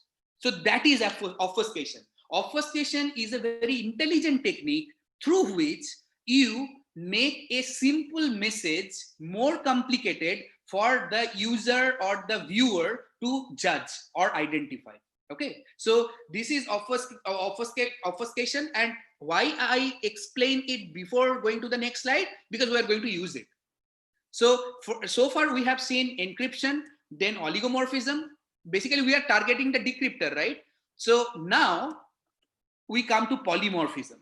Polymorphic malware use obfuscation technique to write the decryptor, and each and every execution, the mutation engine, that is obfuscation engine, generate a different looking decryptor. The task of the decryptor is same, but it, like polymorphism, it appears in different look. So at looking at the decryptor, you cannot identify if it is similar or not. So again, I am saying it does the same task, but it looks differently in each and every execution. So if you compare with oligomorphism, in oligomorphism, you had finite number of decryptors. In polymorphism, you have infinite number. I mean, same decryptor appears in infinite number of looks, So if I use that hello world program and use the decryptor, we can use, different, structure, structure of the same program. And the most intelligent and the deadliest malware so far is metamorphic malware, and it comes from the philosophy called metamorphism. Metamorphism is called body polymorphism. So far in the polymorphic malware, we are concentrating only on the decryptor. Rest was the same. So we have an encrypted part, and then we were kind of doing the damage. But in case of metamorphic malware, your malware looks exactly like a good program. There is no encryption, nothing. The entire program is obfuscated. So you can imagine how difficult it would be. So, you know, when you find encryption, for a computer scientist, encryption is a garbage. So it has no meaning. Again, it gives you a hint, right? If a program contains some garbage, maybe this is malicious, maybe there is some encryption. But in case of metamorphism, your code looks like exactly like a normal program. There is no encryption, nothing in between. So metamorphic malware are the most deadliest and most intelligently written malware. And these metamorphic malware are the latest, and people are working on that obfuscation part, how to make it more difficult, more intelligent, so that a antivirus or anti-malware software cannot detect it. Again, what I was talking about is called malware signature. You know, malware signature, from the encryption, you can find the signature of malware. Signature means something copyrighted, you know, like when you play cricket, when you see a cover drive, you always remember Rahul Dravid, you know, you said, man, that cover drive is exactly like Rahul Dravid. That means that is the signature of Rahul Dravid, you know. So each and every malware, like most of the malwares, not the intelligent one, like you can understand, like if you leave some signature, that means you are giving a way of cracking it, right? But they are, most of the like us, you know, we have different intelligence level. So we try to crack the exam, but only one guy stood first. Exactly, like there are lots of malware writers, they are trying to define malware. No, everybody is not that intelligent so that they can crack it. The best one will go for metamorphic one, but still people are using polymorphic one. But because it depends on your the writer's intelligence and who are facing it, that intelligent as well. I am not kind of insulting anyone, but just tell me, suppose our parents are using a mobile and can they identify what is encryption, what is signature? They will click it immediately. Even you can find in YouTube, in Yahoo, before, I don't know, I don't use Yahoo right now, but you get like, hey, you know that you are selected for a lottery, my husband got killed in accident, I'm a guy from Nigeria, prince or something like that, you will get 1,000 million euros, click here. But if there are lots of cases people clicked it, huh? So it is a malware. So that's what I'm saying, that each and every malware can have a signature. So that's why, if you remember, when you use anti-malware softwares, sometimes they said we need to update our database. I'm sure you faced it. We used to use Norton. You remember, Norton always said, okay, now Norton wants to update it. That means Norton is updating the signature table. So they found new malware and they found new signature. They are updating it. And when you are scanning your computer with malware, they will always scan if that signature is present any of your program. It is very simple. Just try to understand. We do it every day, you know. So if you use Windows, you update your Norton or Avast or McAfee database just to update the latest incoming malware signatures. Okay. Now we will talk about how to analyze it. Now it comes to my domain, you know, like now this is the first part was your domain. Like, okay, I'm not discriminating anyone, but I would say if you are a computer scientist, at least you will relate it, what I'm saying. But I will try to explain it as simple as possible, okay? So these are the malware analysis techniques. So you need to analyze whether a particular program is a good program or bad program. In malware research, a good program is called benign program. Okay, benign means good, huh? So this is, if you go from bottom to top, you will increase the talent of the analyzer. It would be difficult more when you go bottom to top. The first level is the byte level content analysis, then the static analysis, then the dynamic analysis, then the hybrid analysis, and the manual reverse engineering. I will try to explain each and every analysis in a most simple way. Just try to understand, and otherwise I am here to answer your questions. So, but this is really, it is really related to mathematics. Huh? You cannot You cannot eliminate mathematics from it. It's core mathematics at the end of the day. Encryption, cryptography, they are core mathematics. So anyway, so the byte level analysis means if suppose we have a program, there are different tools. If you look at the program, suppose you have Microsoft Office.exe, normal Microsoft Office. If you put that Microsoft Office.exe in that kind of program, you will see that gray part, like it will look like this. Okay, so byte level analysis means we will try to find out the malware signature only looking at this. So there are different techniques. There are different techniques of analyzing this kind of text, because this is a text end of the day, right? For us, this is text. So one of the technique is called n-gram analysis. I don't know if you heard of n-gram. You can have that example here. So n-gram is like, suppose a sentence called this is a sentence. It's a sentence, right? What n-gram does, if the value of n is 1, it will give you 4 tokens. This is a sentence. It goes through word by word, and if n value is 2, so if it has a window of 2 words, so the window will move from left to right 1 position. So if it is a bigram, then it will be this is a sentence. You can understand. And if it is n value is 3, if it is a 3 gram, then the window will shift left to right with 3 words. This is a sentence. So why we are doing this? We are trying to find out from the left to right, from the top to bottom, those signatures. You can just try to understand what I'm saying. So that's why because we don't know the size of the length of the signature. So we are doing an exhaustive search to find out the actual signature. So what is the problem? The problem is the very fast in that sense, that very straightforward, right? We don't need to do any kind of analysis. It's very straightforward. Anybody can do it, but the efficiency is very low. If the malware is metamorphic malware, you will not find anything from it. Anything, nothing will be get out of it. So it is the best naive level of analysis.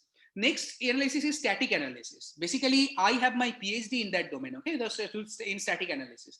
So static analysis means you are analyzing a program without executing it.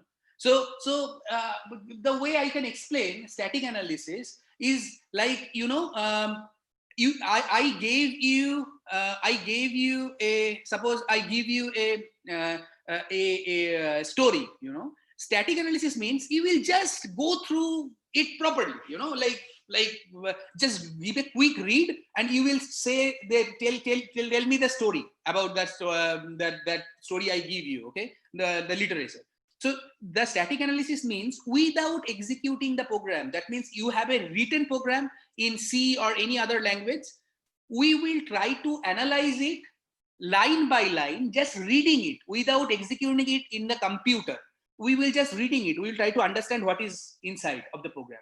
To understand that, there is a technique called control flow graph. So basically program is control, right? So program control means when you are playing a game, you can face control every time. So you have 2 roads. You can go left or right. So this is a decision making. Or you can do a certain thing. Suppose in a game, you are constantly fighting somewhere, like you play some game. So that means a loop, right? You are doing that thing again until you are stopping it. So these are all controls. So if you look at that picture in the left side, this is called control flow graph. You can clearly see that these are the program lines written in low-level language. Forget about the code, but try to understand what I'm saying. So you will execute from top to bottom, following the control, like left or right. The red means no. Suppose there is in the last line you have a condition. Like condition means if n is greater than 5. So if n is greater than 5, you will go left.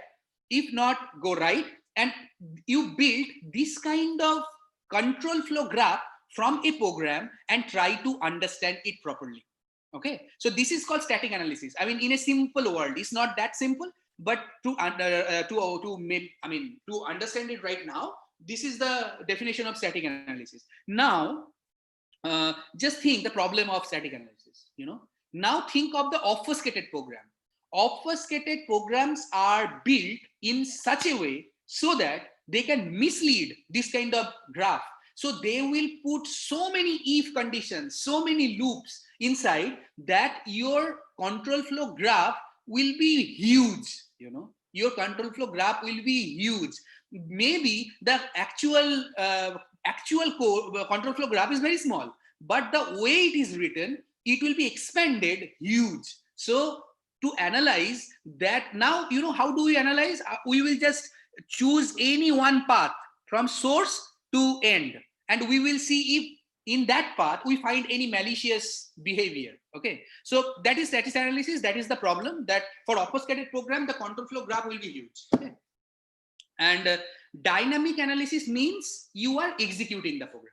That means you are executing the program, means you are properly click the program executes, and then you are noticing how it affects your system.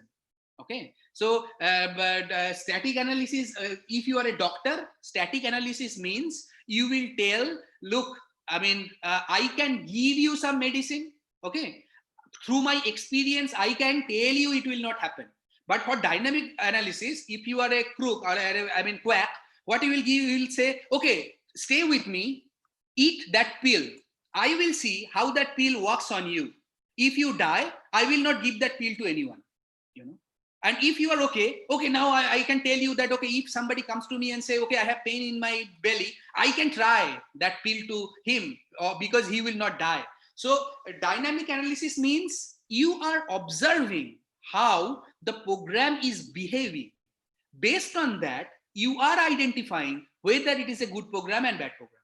Again, it is not that straightforward, and it has lots of challenges. What is the challenge? The first challenge is you are taking a risk. Suppose you are the patient and I am the doctor. I tell you, eat the pill, and if you die, I will not give the pill to your friend. Will you eat it? So again, the dynamic analysis means if you execute the malware in your computer, you are compromising your computer. You never know that during that testing, your computer will be damaged. So there are so many ways to play with it. One of the way is called sandboxing. I don't know if you are aware of that picture. This is called sandbox. Like if you go to a park, they create this kind of boxes inside the park to isolate the sand from the grass, so the kids can come to that surrounded area and play with the the sand, and then they leave. So the purpose is to isolate the sand from the grass. Now try to think the same concept, the way we will execute a malware dynamically. So we create a kind of virtual sandboxing. The virtual sandboxing means we are creating a similar system inside our computer, so that environment inside our computer, so that if we execute the malware, it will not try to get the access of the rest of our computer. Just try to understand what I'm saying. So we will execute in a surrounded, secured environment, so that it will not affect the rest of this computer. But this setup is extremely difficult, and it needs proper experience, and even experienced people can be defeated based on the intelligence of that particular malware. So it's a risky job. Now you have hybrid. So you can understand what is hybrid. Hybrid is a mix of static and dynamic analysis. So most of the people use it. Nobody is, depending on any of the techniques, only static or dynamic. It is very obvious. You will do both together. First do static, then dynamic, or do dynamic, then static. Doesn't matter, based on your problem. Okay. Now the most difficult part is called reverse engineering. You know what is reverse engineering? So I did my second postdoc on reverse engineering in France. So reverse engineering means, basically when you have a program, basically it is nothing but zeros and ones, right? It's 0 and 1. So reverse engineering means you will construct the high-level program written in English language, in any high-level language, from zeros and ones. So you can imagine how difficult it is. So you need to form different program semantics or syntax from those zeros and ones. Reverse engineering, from you are going from 0 and 1 to high level. So, you know, the reverse engineers are the white hat hackers. They are very valuable. They got paid huge amount of money in the companies. They are super intelligent and they are super, I mean, you need patience to do that. You can understand, right? So you can spend 1 month or more than 1 month on a single program. Okay. So that Tuxnet thing, that the example I was giving with the pen drive, they tried to crack maybe the 10 or 15% of Tuxnet only through reverse engineering so far, so you can understand how difficult the job is, huh? So this is the job of reverse engineers, and they are kind of, you will not find somebody who will come to you and say, like, hey, I am Shukriti and I'm a reverse engineer. Nobody will say that, okay? Because even their life is very risky. So they are doing the most difficult and exciting job, and they are, of course, you need to be intelligent for that. You can understand what I'm saying. So these are different malware tools that are used. First one is called IDA Pro. Then you have Radar. Then that Cuckoo. That Cuckoo is a sandbox. You know, the sandbox I was explaining, that sandbox is a software that will create a kind of isolated environment. You have Zara. There are different tools. So if you are doing research on the malware analysis, I would expect that you will know this kind of tools sometimes, or you have used this kind of tools sometimes in your life. Huh? And for researchers, okay, so if anybody of you want to, go to the research of malware analysis, I will share my email ID. You can freely talk to me, and I can give you some ideas on. I'm very open to share my ideas. But these are the two basically domains. You can create an obfuscation engine. Obfuscation engine means, like, you can create a program. It is not harmful. You can create a program that will accept a normal program and generate a more obfuscated program. It can be high level, low level, and you can write malware classification and detection engines or programs through static analysis, through deep learning, machine learning. These are the huge domain of research, and it is very exciting and very risky as well. Huh? You can understand. You would not dynamically analyze any malware in your laptop for sure if you don't know how to use it. So this is the talk, okay? And these are the ways you can find me. I haven't shared my official email ID because if you want to email me, my official email ID is not the way of communication. So you can send me the email in that Gmail ID, and this is my LinkedIn ResearchGate. I have few papers on malware analysis you can read, and this is my Skype, okay? And thank you so much. If you have any question, please feel free, okay? And just let me know if it is understandable, huh? Otherwise, kind of. Definitely, Dr. Bhattacharya. It's so easy, actually. I especially, I would say for myself that I have little knowledge in computer. So, but still, I could understand everything, every word. So, definitely. And there are some questions. Yeah, please. One question is from Pulak Samanto. In case of big data, oligomorphism works. Look, nobody uses oligomorphism these days, okay? Because that's why I said it is the evolution, right? So, why would you use? Do you use Windows 98 now? No, right? No. So exactly. Why do you use oligomorphism right now? Of course, it will not work. And the time it was invented, that was the only way. Now people are going towards polymorphic and metamorphic malware. Okay, thank you. And there is a question from Vijay Lakshmi from Amritsar. Sometimes we fail to send the email. Is it because of malware virus? Sometimes we what? Sometimes we fail to send email. Suppose we want to send some email, but it's failed. Is it because of malware virus? No. Look. Again, you cannot answer like this way. It might be, you cannot answer, right? You can, from the question you can, it is not some kind of, nobody can say if anything mysterious going to your computer, it can be malware. So you cannot say that, suppose you need to press your button twice, then it is starting. I mean, it can be malware, it can be, but until and unless you are analyzing it, you cannot be 100% sure. You cannot say that. Maybe. Right. I mean, maybe possible, yeah. There is another 2 questions, but I can't find it out. Where's the problem? Where's the chat? Just a minute.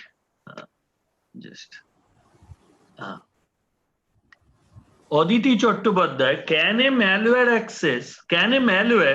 access my mobile number? Of course. I mean, anytime. Yeah. So, now you have, hardware attack as well. So that's why we are trying to ban the Chinese products, right? So these kind of attacks, I mean, malware can be from hardware as well. Huh? So they can, I'm not 100% sure, and that talk will be recorded. I shouldn't say any bad thing, but like your system can be compromised in different way. And of course, it is not a big deal to crack your phone number. Yeah. Another question is from PLE. How dynamical analysis is more effective than static one? Okay, just think. I mean, dynamic analysis is more accurate, you can say. So suppose you want to test the vaccine of COVID, right? You are basically doing dynamic analysis, right? You are injecting it to someone and you are checking whether he is curing or dying. So, but the static analysis will be kind of Ramdev Baba's medicine, kind of, like it will claim that, okay, if you eat it, I can guarantee you maybe after 50 years you will die or something like that. But then you can imagine the dynamic analysis will tell you accurately, okay, I'm 100% sure that this is a malware because it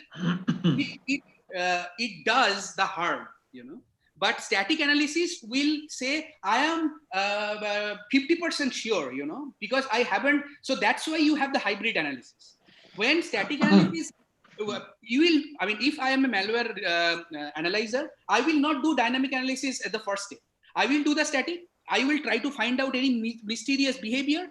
And then I will tell, I think, this is not right. We should try to do it dynamically, So that should be the process. So dynamic analysis is, of course, so that's why it is on the top, and the reverse engineering is the most, obvious. So the arrow is made for that way, from top to bottom. So dynamic analysis is above static analysis, but it has risk. So you should do it at your own risk. But of course, it is more accurate than static. Yeah. Now there is a question from Dr. Partho Sharathi Mukhopadhyay, one of our speakers. He has a question. Is Zoom a malware in any sense? Yeah. I mean, again, it will be recorded, So I can lose my job, but yeah, any this kind of softwares can steal your personal information. Okay. In that sense, if it is stealing your personal information, then Gmail is also malware. I mean, if you think of that way, the definition of malware is it does some kind of harm, right? Stealing your personal information is something harming. So that's why, in corporate world, like that's why when I was approached to give the presentation, because I never use Zoom on any such software in my work field. We don't trust. We have our own, corporate paid this kind of softwares through which we do this kind of meetings. So of course you shouldn't. If you are, suppose you are discussing some kind of evolutionary equations, you shouldn't do it in Zoom, I would say. Thank you. And there is another question from. Can I ask something, Ronan? Oh, sure. Because you don't get such chance to talk such expert people. Just on a serious note, that okay. What is the chance of getting affected by this malware? Like it says that it can steal your information. Like I am using a laptop where I have nothing of my kind of financial information stored. See, this laptop I have never used and I will never use for my banking transaction. Is it still dangerous to use this kind of, what else it Yeah. do in the form of harm to us? But tell me, do you then, and even using in your mobile, you use Gmail as well, right? Yeah, but I don't do anything with my mobile as far as financial transaction is concerned. No passwords for those accounts. You know, like you will give similar password or the same like me. I mean, you know, like I don't, because I forgot my password.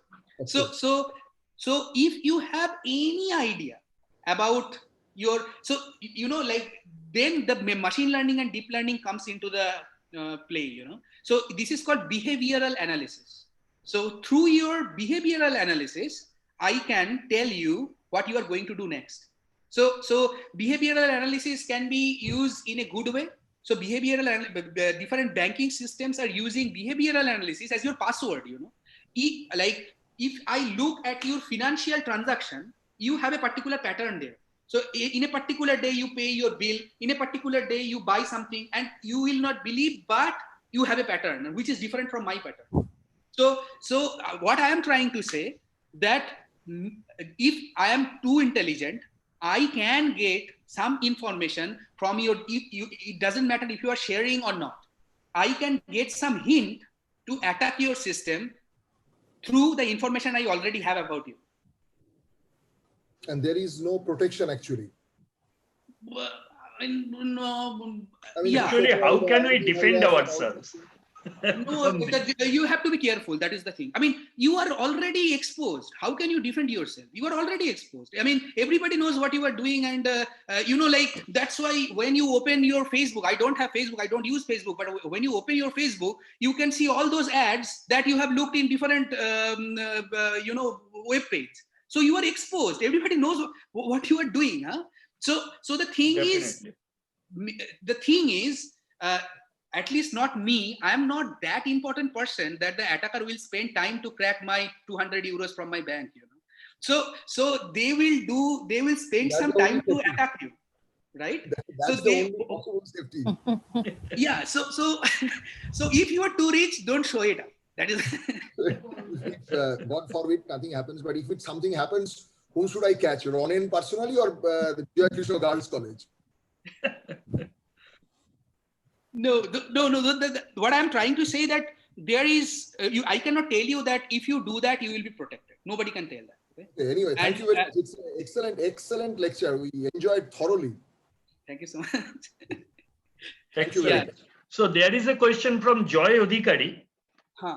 What's the basic difference between polymorphic and metamorphic malware? Yeah. So in polymorphic malware, so that's why metamorphic malware is called body polymorphism. Try to understand the meaning of body polymorphism. In polymorphic malware, you have a decryptor and you have an encrypted part. You only obfuscate the decryptor, but the encrypted part is there. So the technique you use only on the obfuscator, you use the whole program in metamorphic malware. So you use it the whole body of the program. So that's why metamorphic malware is called body polymorphism. So through polymorphism, you hide something. Metamorphism hides the entire program, not a particular payload. You know, so that's why metamorphic malware looks like a normal program. It is very, you know, like, I mean, and again, I cannot tell you in record, but most of the malware analysis softwares are useless in that sense, you know, because, okay, it is useful, again, the way I said, like, if I am a malware writer, I can be bad as a writer as well, right? I mean, I can write a bad malware in that sense that it will be detected easily. But if I am a really intelligent malware writer, I can bet all those malware, anti-malware software cannot, you know, detect it, because I mean, it is always possible. It is a battle between, you know, it is called arm race. Huh? So sometimes you win, sometimes I win, something like that. So most of the cases, signature-based malwares are not that good malwares. When good malwares means from intelligent point of view, if you leave your signature, you can understand, you will be detected easily. And in that case, anti-malware softwares are useful because they can detect the signature. But if I really want to harm you, why should I leave my signature? I will not do that.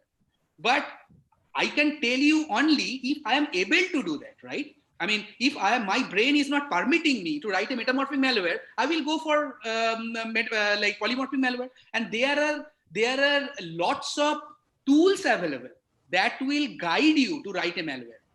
So they will create. It's called malware generation tool. You don't need to understand anything. There is a Dropbox.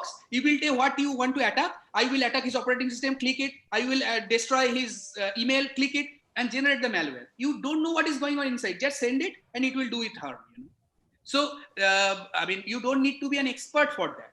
But what I'm saying again, these kind of malwares are very easy to detect, because when you are using tool, when you are using it as a black box, you can imagine that is not easy to detect for the malware, anti-malware softwares. So if I can give you two such NGVCK, there is a tool called NGVCK, Next Generation Virus Creation Kit, something like that. So Norton first detected immediately, because it is very common to Norton. Norton knows that this kind of tools are available, But if I am an intelligent malware writer, I will not use those tools. I will write my own malware, and I will try. I know how Norton works. I will try to defeat it.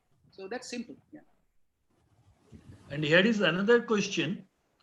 If we use VirtualBox as a sandbox, will the main system get affected by the malware of VirtualBox?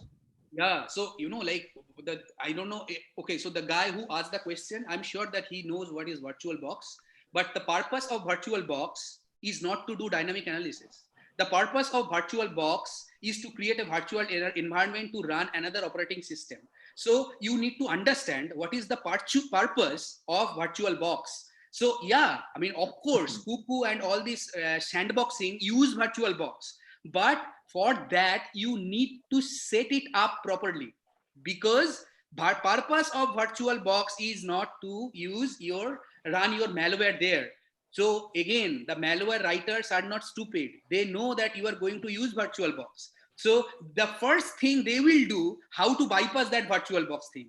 If you just run straightforwardly malware in a VirtualBox, then they will crack it immediately. So you need to understand what is the purpose of VirtualBox. Okay. So yeah, it's not a good idea just to run malware in a VirtualBox. It will be compromised in 1 second. And there is the last question from Preeti Das. What is the difference between malware and virus? There is no difference. Basically, at the beginning, I give you different example, right? The ransomware, spam, phishing. Right. I mean, what I would say, malware is malicious software. We shouldn't use. I mean, okay, we can use virus. Virus can be malicious software. And it is a superset. You can understand, right? Malicious software means I'm saying everything. Okay. So anything that is malicious is malware. So virus is a part of it, and we can use. I mean, there is no proper definition of computer virus again, but the virus terms, popped up like a normal virus. Virus. How do we use virus? Virus means this is doing something harm. So computer virus, okay, is doing something harm. But I would always use malware term because it's more scientific and more generic. Malicious software. That's it. So thank you, Dr. Bhattacharya, for offering such excellent session. We have learned a lot. Thank you. And okay, I shared my Gmail ID. If you have any question, just feel free. Okay, I will try to reply you. And thank you so much. I really thoroughly enjoyed it. Huh? Definitely. Wait, too. So Shatovisha. Yes, sir. So we thank you, sir, once again for this excellent lecture. And now we are almost at the end of today's webinar, and it's time to extend the vote of thanks. So for this, I request Dr. Rupak Bhattacharya to propose a vote of thanks for today's webinar. Sir, please. Thank you, Shatovisha. Am I audible? Yep. Yes. Thank you. Honorable Principal, respected speakers, my dear students, ladies and gentlemen. It's actually my privilege to have been asked to propose a vote of thanks on this occasion. I, on behalf of the organizing committee of the international webinar, Facets of Computational Mathematics, and the entire faculty of Computer Science, Mathematics, and Statistics, and on my own behalf, extend a very hearty vote of thanks to all for gracing your presence today. We are very grateful to Dr. Partho Sarothi Mukhopadhyay, Associate Professor, Ramakrishna Mission Residential College, Narendrapur, Dr. Nobin Kumar Jana, Reader F, NISCR Bhubaneswar, and Dr. Sukriti Bhattacharya, Scientist, Luxembourg Institute of Science and Technology, for their analytic and enriching talks on diverse fields of mathematics, statistics, and computer science. I would like to take this opportunity to place on record my hearty thanks to Dr. Ruma Bhattacharya, Principal BKGC, for the perfect guidance she has extended to all of us. I also extend my sincere thanks to Dr. Shweta Guho, the IQAC coordinator, and Dr. Amit Mujumdar, our technical director, for their enormous cooperation in the organization of this event. Well, ladies and gentlemen, an event like this cannot happen overnight. The wheels start rolling months ago. It requires planning and a bird's eye for details. I cannot thank everyone enough for their involvement and their willingness to take on the completion of tasks beyond their comfort zones. I'm gratified to the organizing secretary, Ronin Bhattacharya, the joint conveners, Pratap Mondol, and Dr. Shomiran Banerjee, and the young team of very motivated and dedicated colleagues, Chontu Pal, Shushmita Pramanik, Shatobhisha De, Moirakhi Jana, and Joy Odhikari, who know their job and are result-oriented. Last, but of course not the least, we are very much thankful to the participants. This is you all students, madam, and sir, for which this webinar has become such a grand success. Thank you all. Thank you. Over to Shatobhisha. Thank you, everyone. And so I think we can call for the day of this webinar today. And thank you so much. Thank you all.